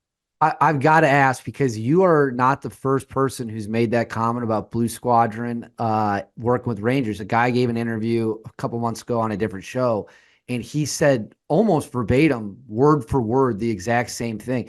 What was and by the way, I know some guys who are on Red Squadron. I agree with you. Like there are some dudes that were over there. I don't know if you would have crossed paths, but like they're like that dude. Like they are great Americans, and you can just tell. Even for me, who's like just a regular dude, it's like, yeah, that guy can flip a switch. That's pretty obvious after 10 minutes. The Blue Squadron guys, though, what was your issues with them? Well, they were just unprofessional. They treated Rangers like you should just be dead. Like you should be dead. Don't even talk to me, kind of stuff. They treated everybody like that besides their own people. And now this is just the squadron that I happen to work with. So I'm sure there was guys there that were solid. But they just were unprofessional. They didn't treat guys with respect. I mean, like, dude, they're the same task force. We're assigned to the same unit. We're working for JSOC like you guys are. But there was that, and then physical fitness lacking physical fitness. I saw that on times where dudes from there were just out of shape. I mean, they looked it too. I mean, not only did they look out of shape, but they were literally out of shape because there's some guys out there that look like a bunch of mongoloids. They're just big dudes, maybe have a pot belly on them, but they can go forever. That wasn't the case with some of these guys. I was amazed at the lack of fitness with some of these guys. And this is in the very beginning, like up until probably '07 time frame. After that, the guys that I worked with was mainly Red Squadron and Gold Squadron, and they were all like, I wouldn't say anything bad about those guys, good guys. Did you, when you were working with the Blue Squadron guys, did the Rangers and them have to be kept separated? Like, were there actual arguments and fights breaking out between the two? Oh yeah. Yeah. I mean, not fights like physical fights, but altercations. Because dudes would talk down to our guys and our guys wouldn't take it. They're like, who the heck do you think you are? You know what I mean? Uncle Sam's paying for this, not Nate, not SEAL Team 6. You know what I mean? Like for example, I had to deal with this as a platoon sergeant much later in my career. So it was still going on then. And I can't remember which squadron it was, but it was out of JBAD. And I was actually at Bastion as the mortar platoon sergeant, kind of working as an LNO. This is my last combat deployment. So this is in 2013 or 13 or 14. I think, yeah, I think it was into 13, maybe beginning of 14. And some of my guys were up at Jalalabad, which is like that's where SEAL Team Six's main element was. Like they were out of JBAD over there, whereas Rangers had the south, the north, and split out all over the place. And then Delta Force guys had their little spot. So I went up there to check on my guys because my guys were kind of complaining to me, but they didn't really complain until I got there. And I said, hey, what's going on? And the dudes were like, hey, Sergeant, the SEALs won't let us use the gym. We're not allowed to use the gym. And not only that, they had two bathrooms. They had a bathroom that only SEAL Team 6 could use and a bathroom that all the local nationals and Afghans and Rangers could use. And I was like, what the heck? And mind you, I had worked with a lot of SEAL Team 6 guys at the time. So I just busted up into their jock and I was like, hey, what's up? And I found a dude that I knew. I was like, what's up with this, man? Why are you guys treating my boys like trash over there? I'm like, I wouldn't expect that from you guys. And this was a guy that I had worked with. I mentioned it to him, and I guess maybe he just didn't think about it. And he's like, that is messed up. I didn't realize that was going on, and changed it right there on the spot. But I told him, I was like, I need the code for the gym, and my dudes are going to work out anytime they want to. And they're going to use the same bathrooms you guys use. I mean, they're freaking Americans like you are. So it kind of pissed me off. But once I confronted one of those guys about it, he was like, oh, I wasn't aware that this was happening. And then he changed it. So. Did would something like that ever occur on the Army side? Like, did Delta treat Rangers? Because I know earlier in the interview you said it was a pretty good relationship. Like, is that something that ever would have occurred between the unit and Rangers being talked down to like that? I can't speak for everybody, but I highly doubt it. You know what I mean? I highly doubt it. There were times so the only negative like time that I ever worked with CAG or Delta Force was when I was in RRC running the Afghan reconnaissance unit. I was running a team up in northern Afghanistan at the time. They had Delta Force troop there and a Ranger platoon. And I would go out every other night because so the way they worked it up there was Delta Force went out and hit a target, and then the next night Rangers would. That way they rotate and they're not getting burnt out going back to back to back. So sometimes both would go out the same night, but a lot of times it would alternate. So I was going out with a Ranger platoon one night, and then the Delta Force troop that was there. One of my old platoon leaders from Ranger Battalion was the troop commander. So he was like, "Hey, dude, come out with us." So I was going out with them, and I had, as an RRC guy, my job is doing low vis, recce type stuff during the daytime. So going out on assault missions is not really my job anymore. But to occupy the time, the busier you stay, the faster the time goes. So I would do that. So what I found out was that the guys were lacking battlefield interrogators. Like they were using their assaulters for battlefield interrogation. I'm like, dude, I could do that for you guys, and it frees up an assaulter. So I became the battlefield interrogator for the Ranger platoon, going out with them and going out with the CAG guys as well. But then our rotations, our deployment rotations are overlapped a little bit. So then a new Delta Force troop came in, and I didn't really know any of the guys there. Some of them were cool, but one of the team leaders, who was a former 3rd Ranger Battalion guy, by the way, I talked to him. I was like, hey, brother, this is what our capabilities are. This is what I can provide you with RRC as far as intelligence, reconnaissance stuff. I said, I could also, if you guys need an extra dude on the target for battlefield interrogation, I can go out there and do that stuff. And he goes, he's like, you're a liability. He's like, I would never take you out. You're a liability to go on target with me. He's like, if I need somebody to carry heavy things, I'll call you. And I was like, nah, dude. I was like, I'm not here to be your beast of burden. I'm offering my capabilities to you. If you don't want them, you ain't got to take them. But I mean, the dude was the same rank as me. We're both E8s, and the dude was talking to me like that. I'm like, get out of here. So but that was the only time. And I will say that Delta Force troop was not very good. The Ranger platoon that was hitting targets, I was going out with them. And I ended up going out with these guys, even though they didn't want me to, because I was out with the Rangers one night. And then these guys called the Rangers and said, "Hey, can you send your battlefield interrogator over here? We need him. We're overwhelmed." And so it ended up, it was me. And I show up and this guy looks at me all pissed off, like, "What are you doing here?" I'm like, "You called for battlefield interrogation." So I started going out with both of them and I watched how they operated. And the Ranger platoon there was way smoother and cleaner with everything that they did on target than those guys. So That's interesting. It sounds like in that case, it was more of a one dude who maybe was a bad apple, had an ego. What's crazy about that story is you're also in RRC. You're also in a special mission unit yourself. You're a tier one operator as well. It's not like, some bum off the street just walked onto the base and tried to squeeze his way in. I yeah. mean, some people have egos and they just refuse to put their egos aside. And I mean, that goes in anywhere in life. Last question before we get into the RRC stuff, which I'm super excited to get into as well. Did you have a weapon like this was my favorite weapon to go into combat with, or this was the best weapon for, close quarter engagements? Is there anyone that kind of sticks out to you as your favorite firearm? Most of what we did was CQB stuff. So having a rifle, like an AR type rifle that's not too long is kind of key. And we pretty much all ran suppressors like from the mid-war on, because that helps hide the flash, not necessarily for the sound dampening, but here to hide the flash, and we can tell whether we're shooting versus the enemy.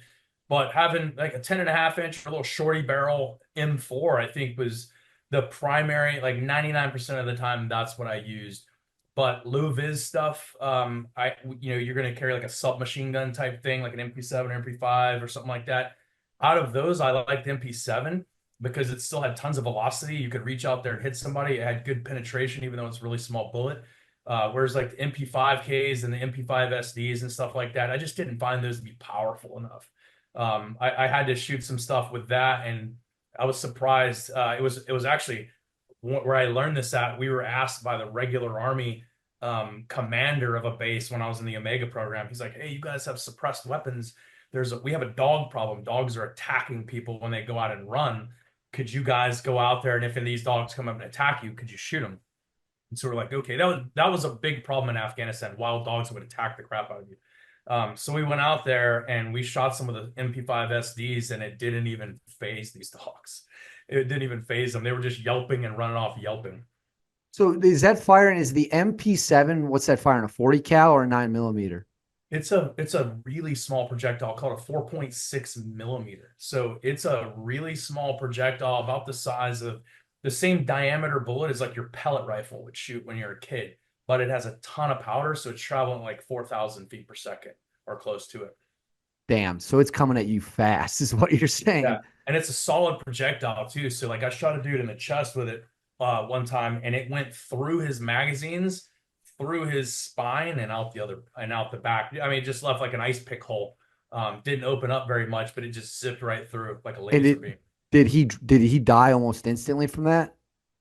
Kind of. I mean, I was putting him in his chest, and it, like I said, not a whole lot of impact. He actually squeezed this trigger as he was dying and fired off some rounds into the ground. So it didn't kill him instantaneously, but if I'd have punched him right here, it would have.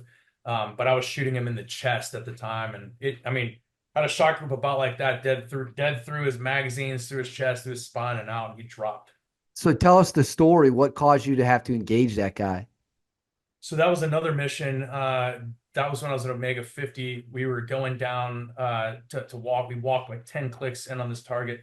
Got there, had some. It was supposed to be a fighter camp, and this was the CIA's intel that we were going off of, which typically is like, from when I worked with them, was kind of atrocious. Like a lot of times it was nothing.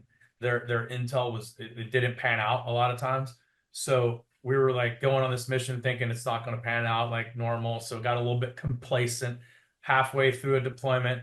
We get there, and then it's one of those things, like I saw these dudes with like these big turban like things on with big mullah beards, and we're like, man, this seems like legit. Those dudes look like high up dudes walking out. We saw them walk out. We kind of let them go, and then we were setting all of our dudes in, setting the indige in to go hit the target. And I said, hey, I'm going to go get eyes on this target. So I went to kind of creep in to get eyes on the target. And as I'm sneaking down this little narrow path, there's like a mud wall built up on one side, and then the path is on a levee that drops off into like a river. But there's trees on the bank of the river that are growing over the path, so it's like a really shaded, covered path. And then to the left, down inside where the compound is, with like grape huts where they would like harvest grapes and let them dry. And then the actual compound where the bad guys were. So I'm like creeping up, looking over the wall, and then looking over here, and I had two Canadian snipers from their tier 1 unit up there. JTF2. Yeah, walking with me. And these guys were in front, but their ROE was different than ours, so they couldn't engage unless being shot at directly. So they saw this dude that was guarding the front door of the compound, and they beat it up on him, started speaking to him in Pashto, and I was probably 5 yards or so behind them, maybe 10 yards, and there was a tree limb down in the way, so I couldn't see what they were talking to. So I pushed up and I swept the tree limb out of the way, and then I could see a dude clearly standing there with an AK, which is all game on for me. So I came right up between the middle of them and just started drilling that dude right in the chest. And I didn't have a whole lot of time. I mean, that MP7, if you punch it in the head, it's going to just drop him. But I didn't have a whole lot of time because this dude was already aware. So I just went straight for the chest, just drilling in the chest. And he dropped down. And then I looked over the wall. Those guys ended up diving off to the sides. I don't know where they went. I never really saw them again. But I look over to the compound and there's dudes that are awake now. Like this guy fired off unsuppressed AK rounds after I shot him in the chest. He dropped. I looked over the wall. There's dudes crawling for their rifles, and I shot this one dude as he was crawling. I mean, he was less than 10 yards from me. I punched him right in the head, shut him down right away.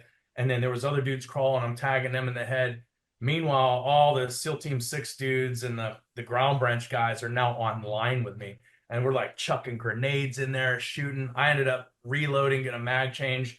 And actually, right before everybody came up, I forgot, like as they were kind of coming up, a dude came out of the target building with like a PKM, like Rambo style, like holding the rounds and just like spraying up at us. But I was above him, and then I had that mud wall about 4 feet up. His rounds were pretty effective. They were hitting the wall close enough to where dirt was getting into my face and under my eyes.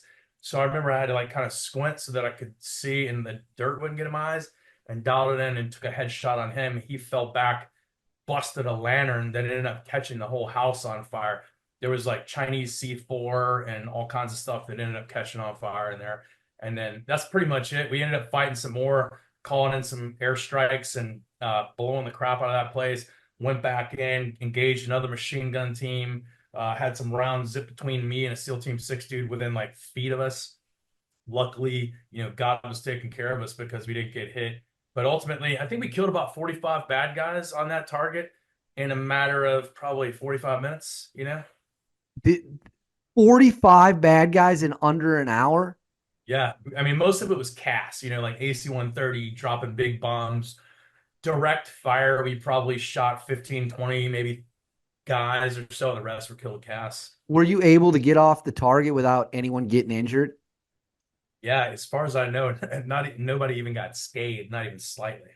That's incredible. I mean, that really is a testament to, I assume, really good training, air support, and kind of being fearless in the sense of, it's like you said, it's game on for you. And that guy had that AK. Did the Canadian snipers ever, once the shooting starts, were they able to engage anyone at any point?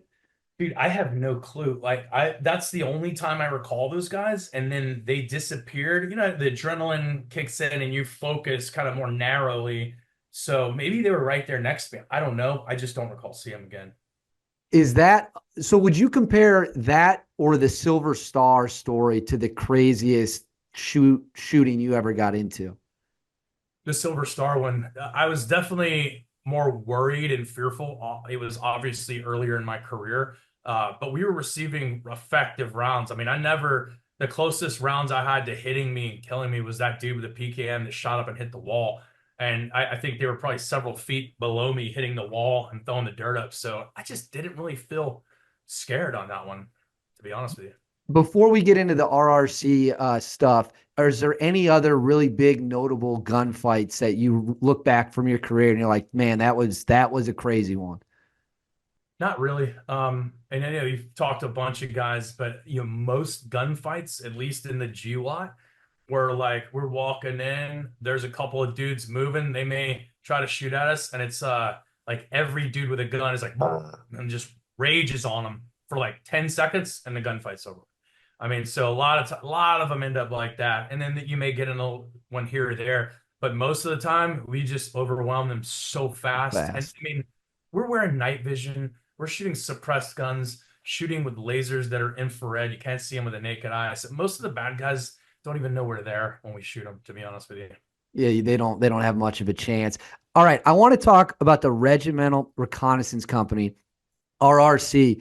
I know viewers of this show, obviously, they know about SEAL Team 6, they know about Delta Force, they know about the 24th STS. What people might not know is there are two other special mission units. You have Task Force Orange, or Intelligence Support Activity, and then you have RRC. You're the first RRC guest that has been on this show that stayed at RRC, and I've never really got to talk to anyone about it, and I'm really excited to. So can you explain what the goal and the main purpose of RRC is? Yeah, so RRC is a unit that's created to do tactical reconnaissance or like clandestine and AFO type reconnaissance for the Ranger battalions and also for JSOC as well. So they were originally created to support the Ranger battalions, and then later on were asked to do this in support of the rest of JSOC as well. I mean, the cool thing about it is literally you name it, anything you could imagine training wise can be justified. So we got to do a lot of cool stuff. Like, I mean, from lock picking to hacking computers to like learning how to do photo imagery and like alter and edit photos and build reports, to calling in airstrikes, to calling in like naval artillery, to like doing advanced medical procedures and stuff like that. Like we got to do it all. Like every single dude on the team was trained to do pretty much anything. Like we could build and make clandestine cameras and install them and hide them in places where you could never find them. I mean, just lots of cool stuff, man. So I enjoyed it being there. What in Can you talk to kind of what the process is in broad terms? You know, don't give anything away like super sensitive, but like if a person wants to join the RRC, maybe they're watching this interview and they always wanted to be a ranger, and now they're learning about this next level up. What's that process look like to getting into the RRC? So you got to be an NCO, which means like a non-commissioned officer, E5 or above. Typically, you could go there as an E4 with a Ranger tab, kind of like you can go to Delta Force as an E4 with a Ranger tab, but that's pretty rare. You know, you're just still a little too young. Even E5s, it's kind of rare that they even go there. So typically, you want to be in that E5 to E6 range, having, you know, some experience. Obviously, when there's no war, you can't have the combat experience, so that's going to be different. But for us, it was like having combat experience, having deployed to combat, having been a leader in combat, and proving like through your ratings that everything was exceptional. Like you had to have like top ratings. And I mean, not necessarily, but that's one of the things they look at. So you take all your ratings for the last couple of years, submit that with a packet and apply. And you could be in any of the special operations units, anywhere in the Army or the Navy, the Air Force. I think they accept from the other branches, but only from SOF. But from the Army, you can be anywhere in the Army, kind of like Delta Force, and come trial for RRC selection. Oh, really? So you don't even need to be in the Rangers to go to RRC selection. You just have to be in the Army? Yep, yep. But it's not very often that dudes from the regular Army come. And there were three or four really solid guys, maybe more, that were there when I was there that came from the regular Army. But typically it's guys from the Ranger battalions, and the reason is because, so if you're an infantry guy in the 82nd Airborne or 101st, and you were thrown into Ranger battalion, you're not even gonna have a clue what's going on. It's that different. Like the way we do everything is so much different.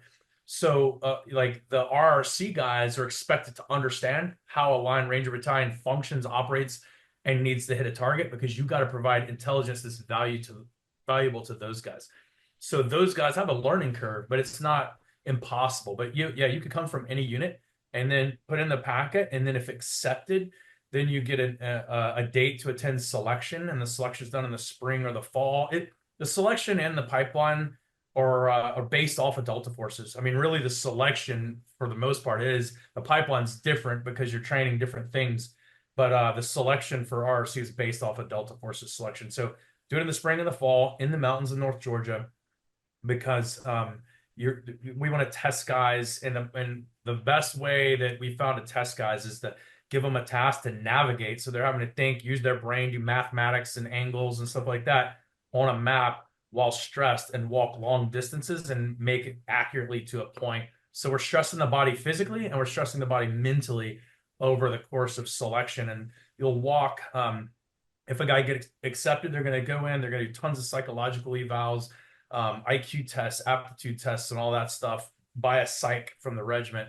They take that stuff and put that into your packet, as well as your critiques and all of your ratings from all your career. That goes into your packet.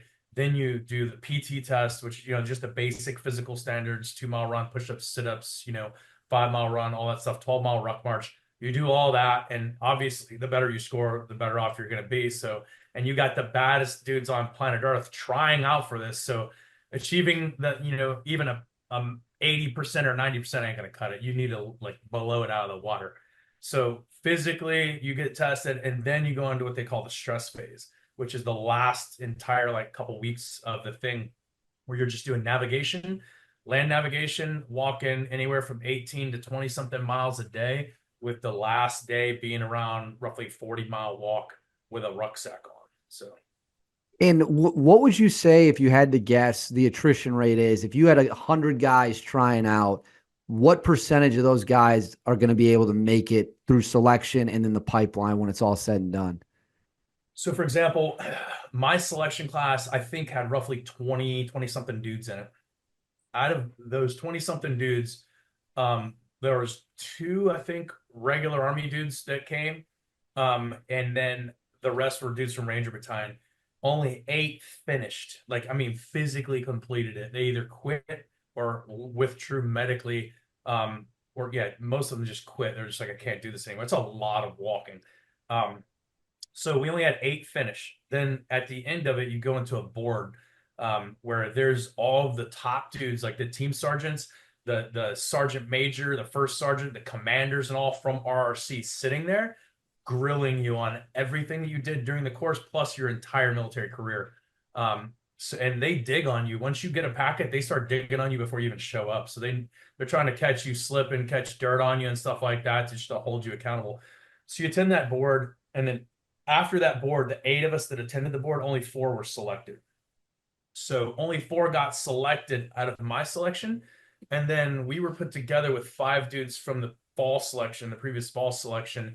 So we had 9 guys going into the OTC course, which is, I think now it's right about a year, 11, 12 months long. When I went through, I think it was 7 or 8 months long. But we went through the OTC pipeline, and during OTC, they call it RTC now, Reconnaissance Training Course, but it was called OTC, like CAGs, like Operator Training Course at the time. You go through the OTC pipeline, you're trained on all these different things, and you're evaluated on that. Physical fitness is on your own, because they expect you to operate on your own at this unit, as a team potentially, but a lot of times on your own. So physical fitness is on your own. They give us a program, and we had to wear these watches that track everything we do physically. And then that was like your report card for your workout. So if you weren't doing the workouts you're supposed to be doing, they would catch you, and then critique you on it. But then each phase, you would go through that board again and be evaluated on whether you should be there, and dudes drop out. So out of the 9 dudes that got selected that went into OTC, I think we had 4 that actually got selected at the end of OTC. So the attrition rate is crazy, crazy high. I mean, that means a whole lot of people aren't making it. This might sound like a little bit of a strange question, but does your quality of life improve once you get to a special mission unit? I mean, are you able to, are the grooming standards still there? Do you have more freedoms, not as rigorous? What would you say about that? yeah, that was the biggest reason for going there. Because in Ranger Battalion, yeah, you're allowed to be a free thinker, but you have to dress a certain way, have to look a certain way. And then there's, you can speak out, but everything's kind of more so much in like a cookie cutter box for the most part. Whereas like the special mission units, it's a little bit more like that. And RRC was wide open. I mean, we were given so much leeway. A lot of our mission sets, they were like, hey, here's a mission. And it was sometimes super vague. And we're like, hey, how can we accomplish this? They're like, just figure it out. And so we would figure it out however we wanted within legal parameters. So we had a lot more freedom. We had a lot more funding. We had, yeah, the freedom of the grooming stuff. I don't think I rarely ever wore a uniform, like even stateside. We had beards and long hair. A lot of times we kept them shorter like this, our beards shorter like this. And until we get ready to go overseas, we grow them out a little bit longer. Sometimes I would even shave them off to change up my look for stuff that we did stateside.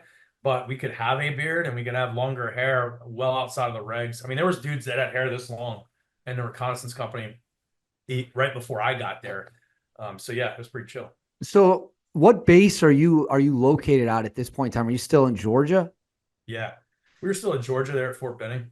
So if you are walking around base and you got long hair and a beard, does anyone ever stop you and say, why are you not to grooming standards? And then you got to explain to them, or they just leave you alone?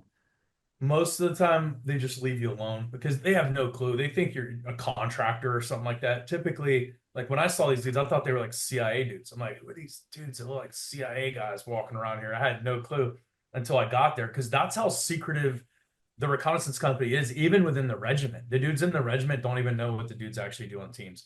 It's that secretive. I mean, I used to tell guys in the battalions, and they've gotten better about that. But I used to talk to the battalion guys like, hey, this is what we do, and explain it to them so that we could get more dudes because we were always short on guys. But yeah, we had tons of freedoms. We Man, I planned my own deployments a lot of times. Like I planned my flight overseas on the deployments. I planned my flights in country. Like, I mean, literally everything we did was kind of on you. So it was cool. Do you have any missions from your time at the RRC that stand out as that was a crazy one, that was a fun one, or anything like that? Like one that really, really is out there. Not so much. Most of them were like eventful things like gunfights that I got in, with the Line Ranger Battalion guys. One of those was, I mean, because the low vis stuff, if you do it right, it should be uneventful. It should be kind of boring, actually. And so, thank God, I guess I did it the right way. I mean, because I've never gotten any incidences out running around by myself, in town and stuff. But I did go on a mission up in Condos one time. The time I was telling you, there was Delta Force guys and there was a Ranger platoon. And this was a rare mission. It was a daytime mission, which we don't do a ton of those, but we do them occasionally. And so all of a sudden I hear a knock on my door, and it's normally it was in the evening. They were like, "Hey, Sergeant, hey, you want to go on a mission with us?" I'm like, "Yeah, sure." I always say yes. So I'd roll out. And then this time I got a knock on my door kind of early in the morning. It was around probably 8 o'clock or so in the morning. They were like, "Hey," one of the privates came over just seeing, like, "Hey, do you want to go on a mission with us?" And I'm like, "Yeah, I'm free. Let's roll." So I went over, got the brief, figured out what it was, got on the birds.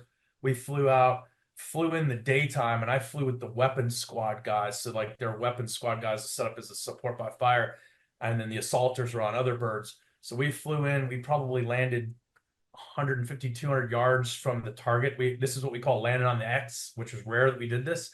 But during the daytime, the element of surprise is it's a lot of times your speed. You know what I mean? They're going to see you coming from a mile away. So just get there on top of them and real fast. So we come in, land, boom, get off the bird super fast. Birds flush out. We're moving towards the target building, and I'm hearing like a sound that's like bang, bang, bang, bang, bang, which could be a 9-banger. We have these bangers that have this really rhythmic bang, or it could have been an enemy firing an AK. But I'm like, okay, we could be a banger. We might not be in combat. Like I'm processing these things as we're moving up to see if we're in a gunfight or if it's just us engaging with a banger. And then all of a sudden I hear suppressed fire. It's like, psh, psh, psh, psh, psh. I'm like, oh, we're in a gunfight because our dudes are shooting now. So we get there, we move up to the target building. It was like a mud compound, kind of out away from other compounds next to a road. And on the far side was like a drive-through gate where the platoon sergeant and the assaulters went around that side. And then where I was at was the black side security, which is on the back side of the building. And there was one little walk-through door there. They've got Rangers on ladders up over with suppressors over the walls engaging in. I go to this door. Well, the platoon sergeant had gone around to the other side, and he called for the bad guys to open the door and let us in because this was like towards the end. So we had to do call outs at the time, which we didn't agree with, but it was what we were required to do. So they would get on a megaphone with the Afghan, with our interpreter, and say, "Hey, come out of the building. American forces are here. Like, if you don't come out, we're coming in." don't fight us or you'll get killed, basically. And then we put it on them to whether they want to come out or not. And so these guys didn't want to come out. So they shot through the door. And the platoon sergeant, to be honest, was a little complacent on this one, which I've been there too, like multiple times. So he goes up to open the door. And as he's opening the door back, AK rounds come through the door and a bullet hit his body armor and fragmented through his forearm, like an AK round. So, I mean, it caused tons of damage to his arm. But he was like, ah, dog. He bandaged it up and he ended up calling it over the radio. He's like, these son of a guns just shot me. He's like, let's back off and level this thing. Meanwhile, I'm on the other side of the building suppressing in there. And I'm like, I don't see anybody, but I can see some shadows moving in this room, but I can't see anybody. I'm hearing AK fire that shot at him, but I can't see the guy that's doing it. And so then eventually the dude backs in to reload his AK. He backs completely into the room and I could see him down this hallway. Smoke that dude. He goes down. Then we were receiving fire from another room. So there was a window, like imagine like an old school wooden window with like the wooden things like this. It looks like a tic-tac-toe thing, but then the glass panes. So some of those were shot out, but not all of them. And we're receiving fire from there. So one of the young Rangers comes up and I'm like, hey, dude, you got a frag on you? He's like, yeah. I'm like, chuck it in that window. So I'm suppressing in the door and then I hop out of the way, let him chuck the grenade and then hop back and suppress. He throws the grenade, man, such a lucky but not good throw. It went and it hit right on one of those wood things and then bounced out right in front of us. We're like, God. So we turn around, boom, let that thing go, hide behind the wall. And then next thing you know, now the bad guys are chucking grenades out at us. And their grenades aren't that powerful. So, I mean, they're really not unless they're right up on you. So they're throwing at us. We're just like ducking and taking some of the dust and debris in the backside and then turn back around and shoot and try to get behind the wall as much as we can. Then the dude throws another grenade. It goes right through the hole, blows up in the room. That shooting stops. Meanwhile, we get the call from the platoon sergeant. He says, let's back off and level this thing. So we backed off. And we call in, like, we had regular Army air support at the time because it was a daytime mission. So we had Apaches come in and threw some Hellfires in there, blowing it up. Then we got word that a bad guy had crawled out into a ditch and was crawling through the ditch. And at this point in time, the platoon sergeant was like, hey, we need to go clear the ditch. So me and one or two of the squad leaders went over there, literally crawled in the ditch that was overgrown with like brush and briars, almost like trench clearing like you hear about from Vietnam or the tunnel rat type thing. That's the way I looked at it. So we went in there, cleared that thing, smoked that dude. There was a dude in there, but he was beat up pretty bad. So he didn't even fire back. We just shot him, killed him in his place, went back into the house. And then as we go back in the house, we had to send our Afghans in first at this point. So we sent them in. And then one of the Afghans came out and was like, he's like, Mister, there's a guy in there. I'm like, is he got a gun or what? And like that was it. That's all the intel I got from that guy. So I'm like, okay. So I started to go in there as like one of the first Americans to go into the building with the platoon sergeant. And then one of the team leaders was like, hey, Sergeant, can I go? I'm like, yeah, come on, let's roll. So we roll in there. We go into the house and there's a dude laid up on the rubble, like bleeding out of his ears and nose. And I shot that dude. And then we go around, there's another dude laid up. I take that back. I didn't shoot that dude. That one team leader that was there was like, hey, Sergeant, shoot him. I was like, yeah, shoot him. Because like he'd never probably killed a bad guy before. So he shot that guy while I just watched him. We went around and let me back it up too. Prior to this, the platoon sergeant, he's shot in his arm. One of his squad leaders, his weapon went down. So he said, hey, my rifle doesn't work. Can somebody swap out with me? So the platoon sergeant gave him his rifle. And then I gave him my Glock 22, which was like the big tactical Glocks that we had, 40 cal Glock. So I gave him my Glock 22. So the platoon sergeant's got a hole through his arm, bandaged up. He's right-handed, but he's got my Glock left-handed. And we go in there. There's another dude laid up on there. And I was like finishing with my Glock. Dude takes a shot, single-handed center punch that dude right in the forehead. So, and that's the platoon sergeant that just got shot through the arm. So I thought that was pretty cool. And then after that, we finished clearing everything, sent the dogs in to clear it even more. And then the platoon leader made the platoon sergeant go back. So they called in a medevac for him, and he was pissed about that because he didn't want to leave the boys. But that's kind of like, I think that's a good story because that's the way it works overseas. I mean, it'd be the same with any of the other special operations units. A seasoned fighter gets shot. He's like, I'm not leaving because I'm capable still. But the officers just made him leave, because it was better for him. Honestly, he needed to get treated. That you are a wealth of you are a well of deep stories. I'm loving this interview. This is the most fun I've had in a long, long time. You mentioned in our pre-interview that you had done the Cambrian Patrol, and that the Americans showed up and kicked everyone's ass. So can you explain what that is? So it's an international patrolling competition in Wales and Brecons Beacons, which is like where the SAS does their selection at. And teams come from all over the world, and some teams will be allocated that they're going to train for this for a whole year. And that's all they do. Their units or their entire armies literally fund for them to train to try to win this thing every year. So for us at RRC, we just like to do that kind of stuff just because it's a challenge. But it's a testament to the fitness level of the guys that were there. I mean, guys say that, I'm a beast or whatever, but I consider myself probably in like the mid-level of the dudes at RC. There was some dudes that were straight freaks of nature in that place, man. Like, just the fitness level was just like mind-boggling. So we go to do this Cambrian Patrol, which consists of about 55 miles, depending on what year, like 50 to 55 miles of walking with a tactical rucksack on, completing tasks along the way, doing tactical missions the way the Brits do it. So you got to know the way the Brits do it. And then finishing, you have to swim across a lake in there and then do some other stuff, and it ends after about 48 hours. So we started off doing it, and we didn't train up for it or anything like that. We come back from deployment and then went over there in the fitness level we were in. And we just started noticing, we're like walking, and occasionally you'll bump into some of the cadre, and we're like, hey, how many teams are left? And they're like, team from Germany just quit, or team from this country just quit, or, 2 American teams quit, or whatever. And we're like, okay, cool. So we keep going. And then we passed by some Brits. I remember one time it was nighttime, and we can just see the cigarettes like glowing in the dark over there on the side of the road as we were walking by. And I hear a guy say, are you blokes the Rangers? And we're like, yeah, what's up? And he's like, you blokes are fast. And I mean, as they could tell, because we were rocking night vision, a lot of those other teams didn't have it. So we're out there cruising. We're like, yeah, we were hauling butt. I mean, we were just, we were in such good shape that we were just hauling butt. We get to the task, finish the task, and keep rolling. But in the end, when it came to all the graded tasks, we didn't beat everybody in that, which is kind of part of the scoring. But physically, we were the first team to finish. We were the fastest team to finish it. So physically, and that was our whole point for going there. We didn't have time to train on the other skills, so we just kind of winged it. But the physical aspect of it was the whole purpose. We wanted to go there and physically beat everybody, and we did. That's awesome. It's always good to hear Americans reminding the rest of the world what's up. I just have a couple more questions, and then I want to get into religion and mental health and things like that to kind of close this thing out. But before we do that, I want to talk about the fall of Afghanistan.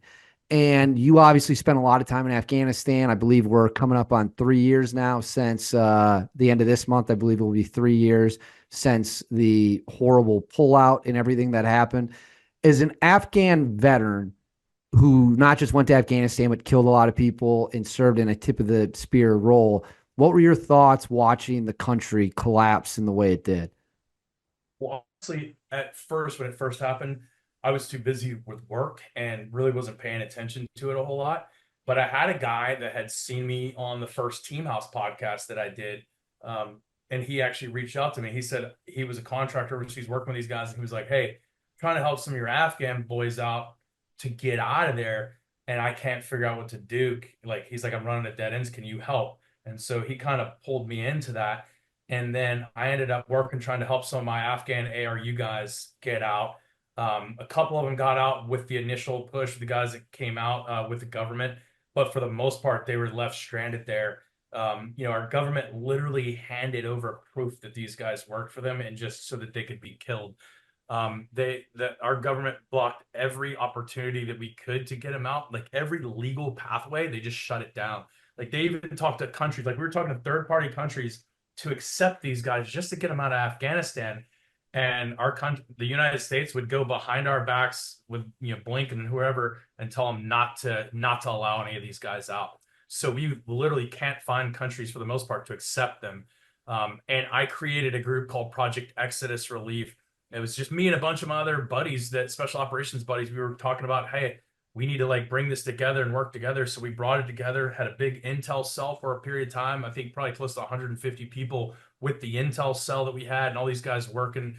And we worked the best we could. We got a bunch of American citizens out. We've advocated for our soft partners heavily, but to no avail. I mean, literally no one cares. I mean, these politicians will tell you they care, but they don't really care. I mean, if I chuck 5 million in their pocket, they'd help me out. But that's literally the only way that you can get anything done, from what I found out. Yeah, and that's really disheartening because I agree with you that politicians in this country, unless you're going to essentially, I don't bribe them or whatever, however you want to phrase it, You got to they're pay them they're eager outside and their help. salary. Yeah, they're eager in helping themselves and not too many other people along the way. Here's another question I want to touch on Afghanistan because it became a big thing of like all these people who went over there and made themselves out to be heroes and Oh books yeah. and documentaries and all this shit.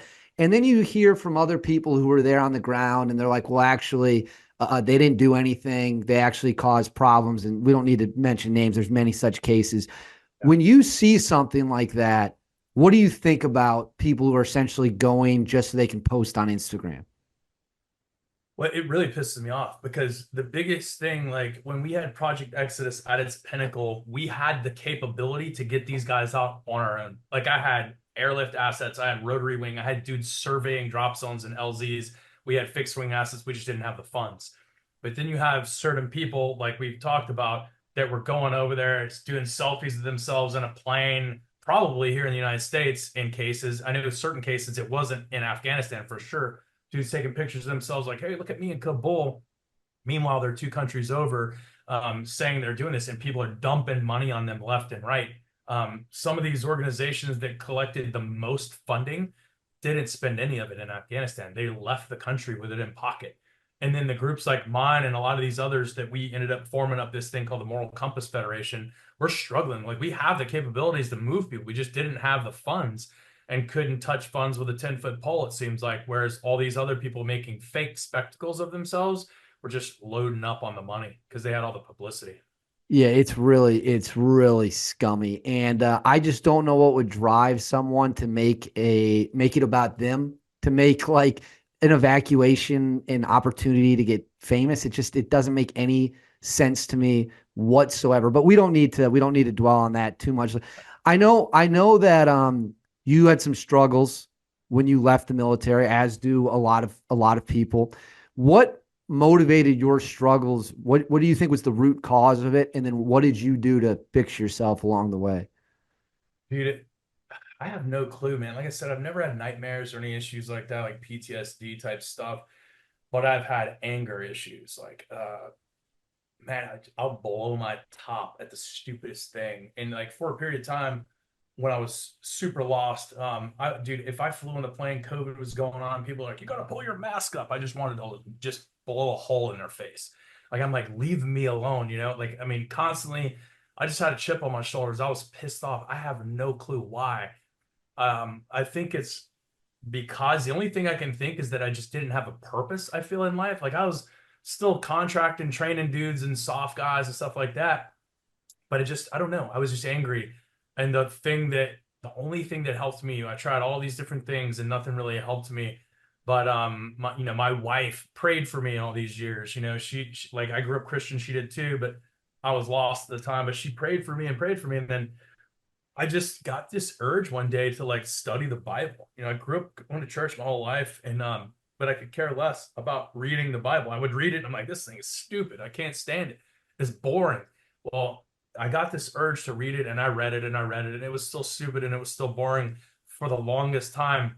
And then eventually it snapped, and I became addicted to reading it because things started falling into place. I started seeing that it was speaking of things that are going on this day in ways that you couldn't imagine. I was like, there's no way this is not divinely inspired. And as I studied it, you know, like the Bible says, you can be washed by the water of the word. And I believe that's what happened to me. It cleansed me. Like it cleanses you spiritually if you allow it to. You can't just read it and it cleanses you. You have to read it and want to obey it and follow it, and then it'll cleanse you. And so I think that's what happened to me. I'm so much better off now. I mean, I still have tons of chronic pain. I'm used to me going like this constantly with my neck. Um, but I'm way like I don't blow my top like I used to.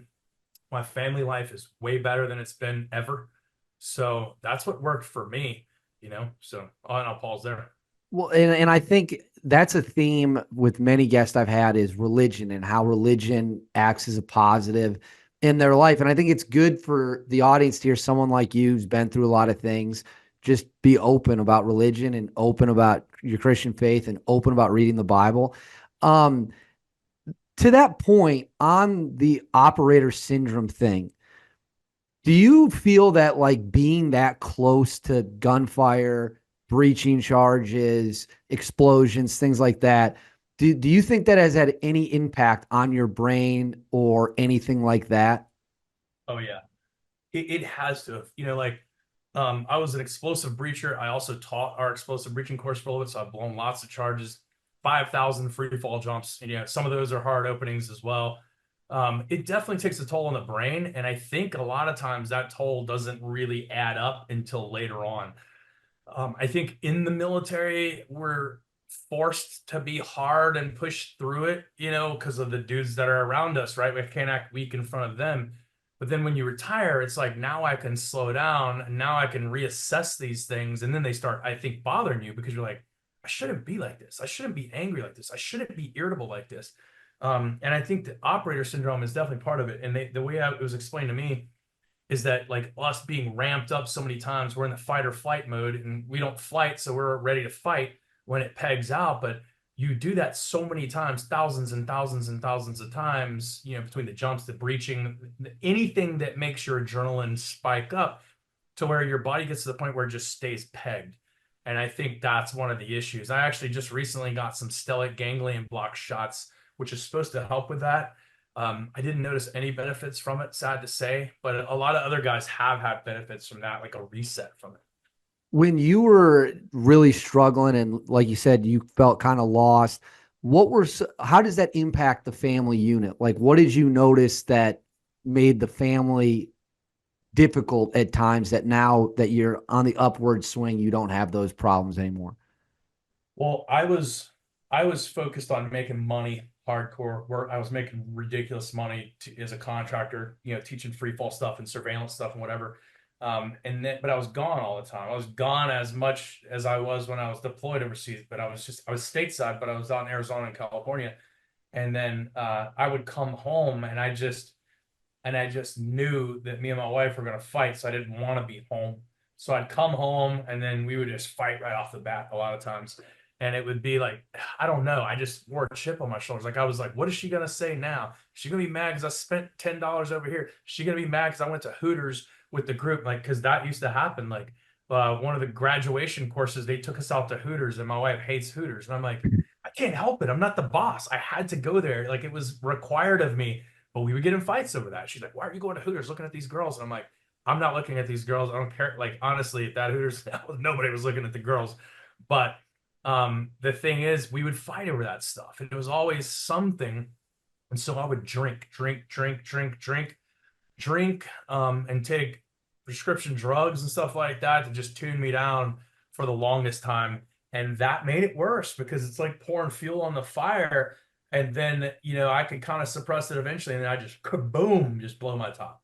And then I'm to the point, I've had a Glock to my head. And I'm like, if I'm the problem, then why don't I get out of here? Not that I wanted to kill myself, but I've had a Glock to my head snatching the slack out of the trigger before. I'm like, you think I won't do this in front of my wife and in front of my kid? So it's super destructive. And now I'm just trying to patch up all those things that I caused over the years. Do you feel that anything could be done for guys while they're still in to kind of stop some of these problems before they even get started? That's a hard I don't I don't know. Except for, I mean, if we just force guys not to spend that long in a soft unit, you know what I mean? Like if you force guys, because I don't care if you're in Delta Force, you're in a Ranger Battalion, you're in Special Forces, SEAL teams, whatever, MARSOC, Air Force. I don't want to leave them all out, any of them out, but your schedule is balls to the walls always. I mean, even when there's no war, I guarantee them dudes are training like crazy. They're traveling all over this world doing things. It's just busy. It's the stress is and the expectation is perfection. Like, I mean, you ask any dudes, I'm sure some Delta Force dudes have told you that the expectation is perfection. And when you don't achieve that, you're gone. And in certain cases, maybe you get to slide a little bit, but for the most part, that's the standard. And you're under that stress of being perfect all day, every day. And it takes a toll on you, especially when you spend, like I spent, I think, 18 years of my career in a soft type unit. Was it hard for you to explain to your wife what, killing and seeing people get killed? Did she ever ask about that? And if so, did you find it difficult to have those conversations? No, we never really talked about that much. I mean, I talked about like a lot of the cool guy stuff that we've done and like training and stuff like that, but she never really asked me about the killing stuff. I think they know now because they've seen all the podcasts that I've been on. I think a lot of my family knows now more because they've heard these situations that I've been in talked about on podcasts. And I may have told some of this to family, but not a whole lot. I mean, it's like to me, if they ask me, I'll tell.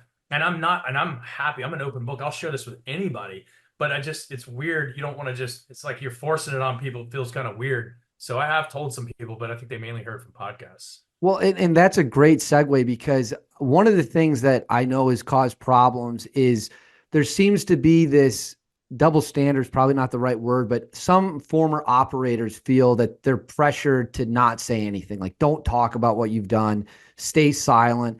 And that causes them a lot of problems. Like one of my good buddies was very suicidal and he felt guilty about speaking about anything he'd done because he was a SEAL Team 6 guy, and they're like, keep your mouth shut. Don't talk to anyone publicly. And then now he does, and his life's much better, and he sought help elsewhere as well. Do you think guys should be encouraged that it's okay to share your story, that people are interested, you don't have to sit alone and keep your memories to yourself? That's actually a great point that you make because I've always kind of spoken about it when asked, or like I'm happy to talk about it. And I do think that's part of the reason maybe I've been able to relieve some of this stuff. But yeah, I think, dude, these stories need to be told. This is history. This is how history occurs nowadays on YouTube, not necessarily in books, right? So like stories like the combat story and like Team House and like your channel and other channels out there, this is our history. It needs to be told in a way that doesn't reveal techniques, tactics, and procedures. But any of us can talk without doing that. You know what I mean? Like there's stuff that the military calls TTPs that aren't even really TTPs. But there is pressure out there. Like, I mean, I was threatened for my security clearance to be taken away. Luckily, they didn't take it away because I didn't break any, violations of any OPSEC. But that there is that threat. But I think it's healthy for guys to talk about it. So did you do a podcast and they contacted you and said, we're going to pull your security clearance over this? No, I did like 4 podcasts before I even heard anything, and spanned out over like 3 years. And then all of a sudden, I got a call from an investigator. I didn't get called by anybody in the military. They didn't tell me nothing about it, which they were supposed to technically. But I got a call from this guy, and he's like, "Hey, I'm going to interview you." I thought it was just like the normal renewal for my security clearance. And I sat down and talked to him the whole conversation. And at the very end, he's like, he's like, what do you know about podcasts? And I was like, that's a weird, I've never heard that question before. And I was like, well, I've done a few of them. Is that what you're asking about? And he was like, yeah, can you tell me about them? I was like, I'll send you a link to all of them. You can watch them if you want and let me know if you think I violated anything. And so that's what I ended up doing. I sent the guy all the videos. He watched them. That's his job, to investigate and go through all my NDAs and make sure I didn't violate anything. And he goes through there and he was like, yeah, you're good to go. He didn't tell me that, but his official report was that I didn't break anything. So, and I never heard anything from anybody else since. So he told me, he's like, if your security clearance is revoked, you'll know about it within about a month. And it's been coming up on a year now. So luckily. I have a story for you that I'll tell you when we're done filming that will blow your mind related to something like that. But I can't say it while we're recording, but you'll understand why once I tell you. Yeah. I just have a couple questions to close this out. This has been absolutely incredible across the board. And the first question I'm going to go with, SEAL Team 6 Delta, you get to have the opportunity as a former special mission unit member to work with both. You've seen both. Compare and contrast kind of the differences in culture, skills, and then if you had to pick one for a hostage rescue or a gunfight, which unit would you go with? That's a good question. Yeah, I've worked with both of the guys. I've worked with SEAL Team 6 as much as I've worked with CAG. But like I said, those issues that I dealt with the Blue Squadron guys kind of gave me a bad taste in their mouth. Not only that, the issues that I dealt with my guys in the platoon, that's just unprofessional. Like no unit should treat anybody like that. And that's not the rest. I have a lot of great buddies from that organization, superstars, man, like good dudes. But I never had any professionalism issues except for that one-off instance with that one guy from the Delta Force guys. But what I've seen as far as like operating and doing operations, like physically going on missions and the way they conduct themselves, I've seen really good from SEAL Team 6, but I've seen across the board, it seems to be a higher standard with the Delta Force guys. And, you know, I have a bias too because they are Army and because a lot of them come from Ranger Battalion. So they think a lot of the way we think, they operate a lot of the way we think, whereas the SEALs are just different. You know what I mean? So that could be part of it. So you would take Delta then if you had to do like a hostage rescue mission. Your preference would be get the If I was unit the over. president, that's who I would choose. That's awesome. And it's neat to get the perspective of someone with ties to both communities who can be unbiased. Because obviously, SEAL Team 6 guy, he's always going to pick himself, right? And a Delta guy is always going to pick Delta. I like getting the other people who work with them, their opinion. All right, last question in the interview. It's a newsy one, current events. Tim Walz, who is the VP nominee on the Democratic ticket for Vice President Harris, she's obviously at the top of the ticket. He made some comments years ago where he talked about carrying weapons into war. It was a pro gun control speech. He wanted to ban AR-15s. And in that, he claimed that he took those weapons and went to war with them. And because of that, he knows that they have to be banned. I hate gun control. I literally have a 50 cal round sitting over my shoulder. I think gun control is beyond idiotic. What I think is also really stupid is claiming you went to war when you didn't, but I never went to war myself. You have. So when you hear someone who was in the military for 24 years, but never deployed to a war, get up there and just casually imply that he did, say that he did, what are your thoughts on that? Yeah, I mean, it's not like as grievous as certain things like putting on badges you didn't earn, but the dude knows he didn't go to combat, and he knows in his talking narratives that he should never even represent it like that way. So I think that's that. Like, I would never associate with that man ever. I would never want him to be in any type of leadership. I mean, he's clearly a liar. You know what I mean? So that's sad. I mean, I saw the vid because you talked to me about this, so I looked into it a little bit, and yeah, he's definitely misrepresenting himself on purpose to try to get a platform, you know? Yeah, and I figured that'd be your answer. Let me add a second layer to that. What about guys? It seems like now with the GWAT era over, there's a lot of people who are on Instagram that, you know, they're dressed up in the tactical stuff and they might not outright claim they were something, but they want to leave you with the impression they were. The best example I'll give is there's some Delta dudes who talk about guys who were in like support roles.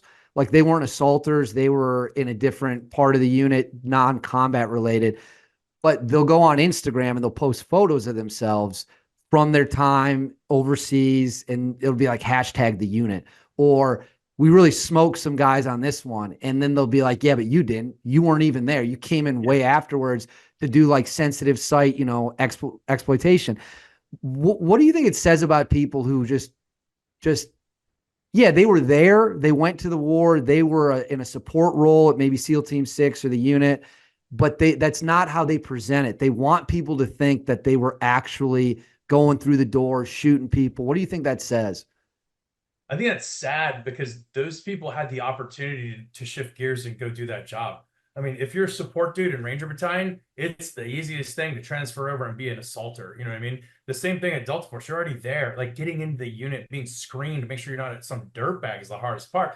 You just do the physical stuff and then go through the course. You can be an operator like anybody else.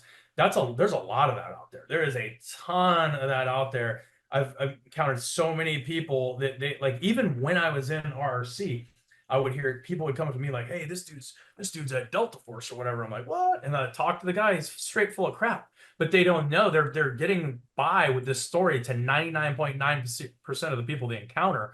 The only time it ever blows up in their face is when they encounter a guy like me or a guy from one of those units. So I think it's sad, but I don't know why people do that, but a lot of people do. Mike, this has been one of my favorite interviews I've ever done in the history of the show. You are absolutely incredible to talk to. I'd love to have you back maybe in a year or so. We can cook up some more stories to discuss. But real quick, before we go, could you tell people where they could find you or where they can learn more about you if they watch this interview and their social media, YouTube? Where could people learn more about Mike Edwards?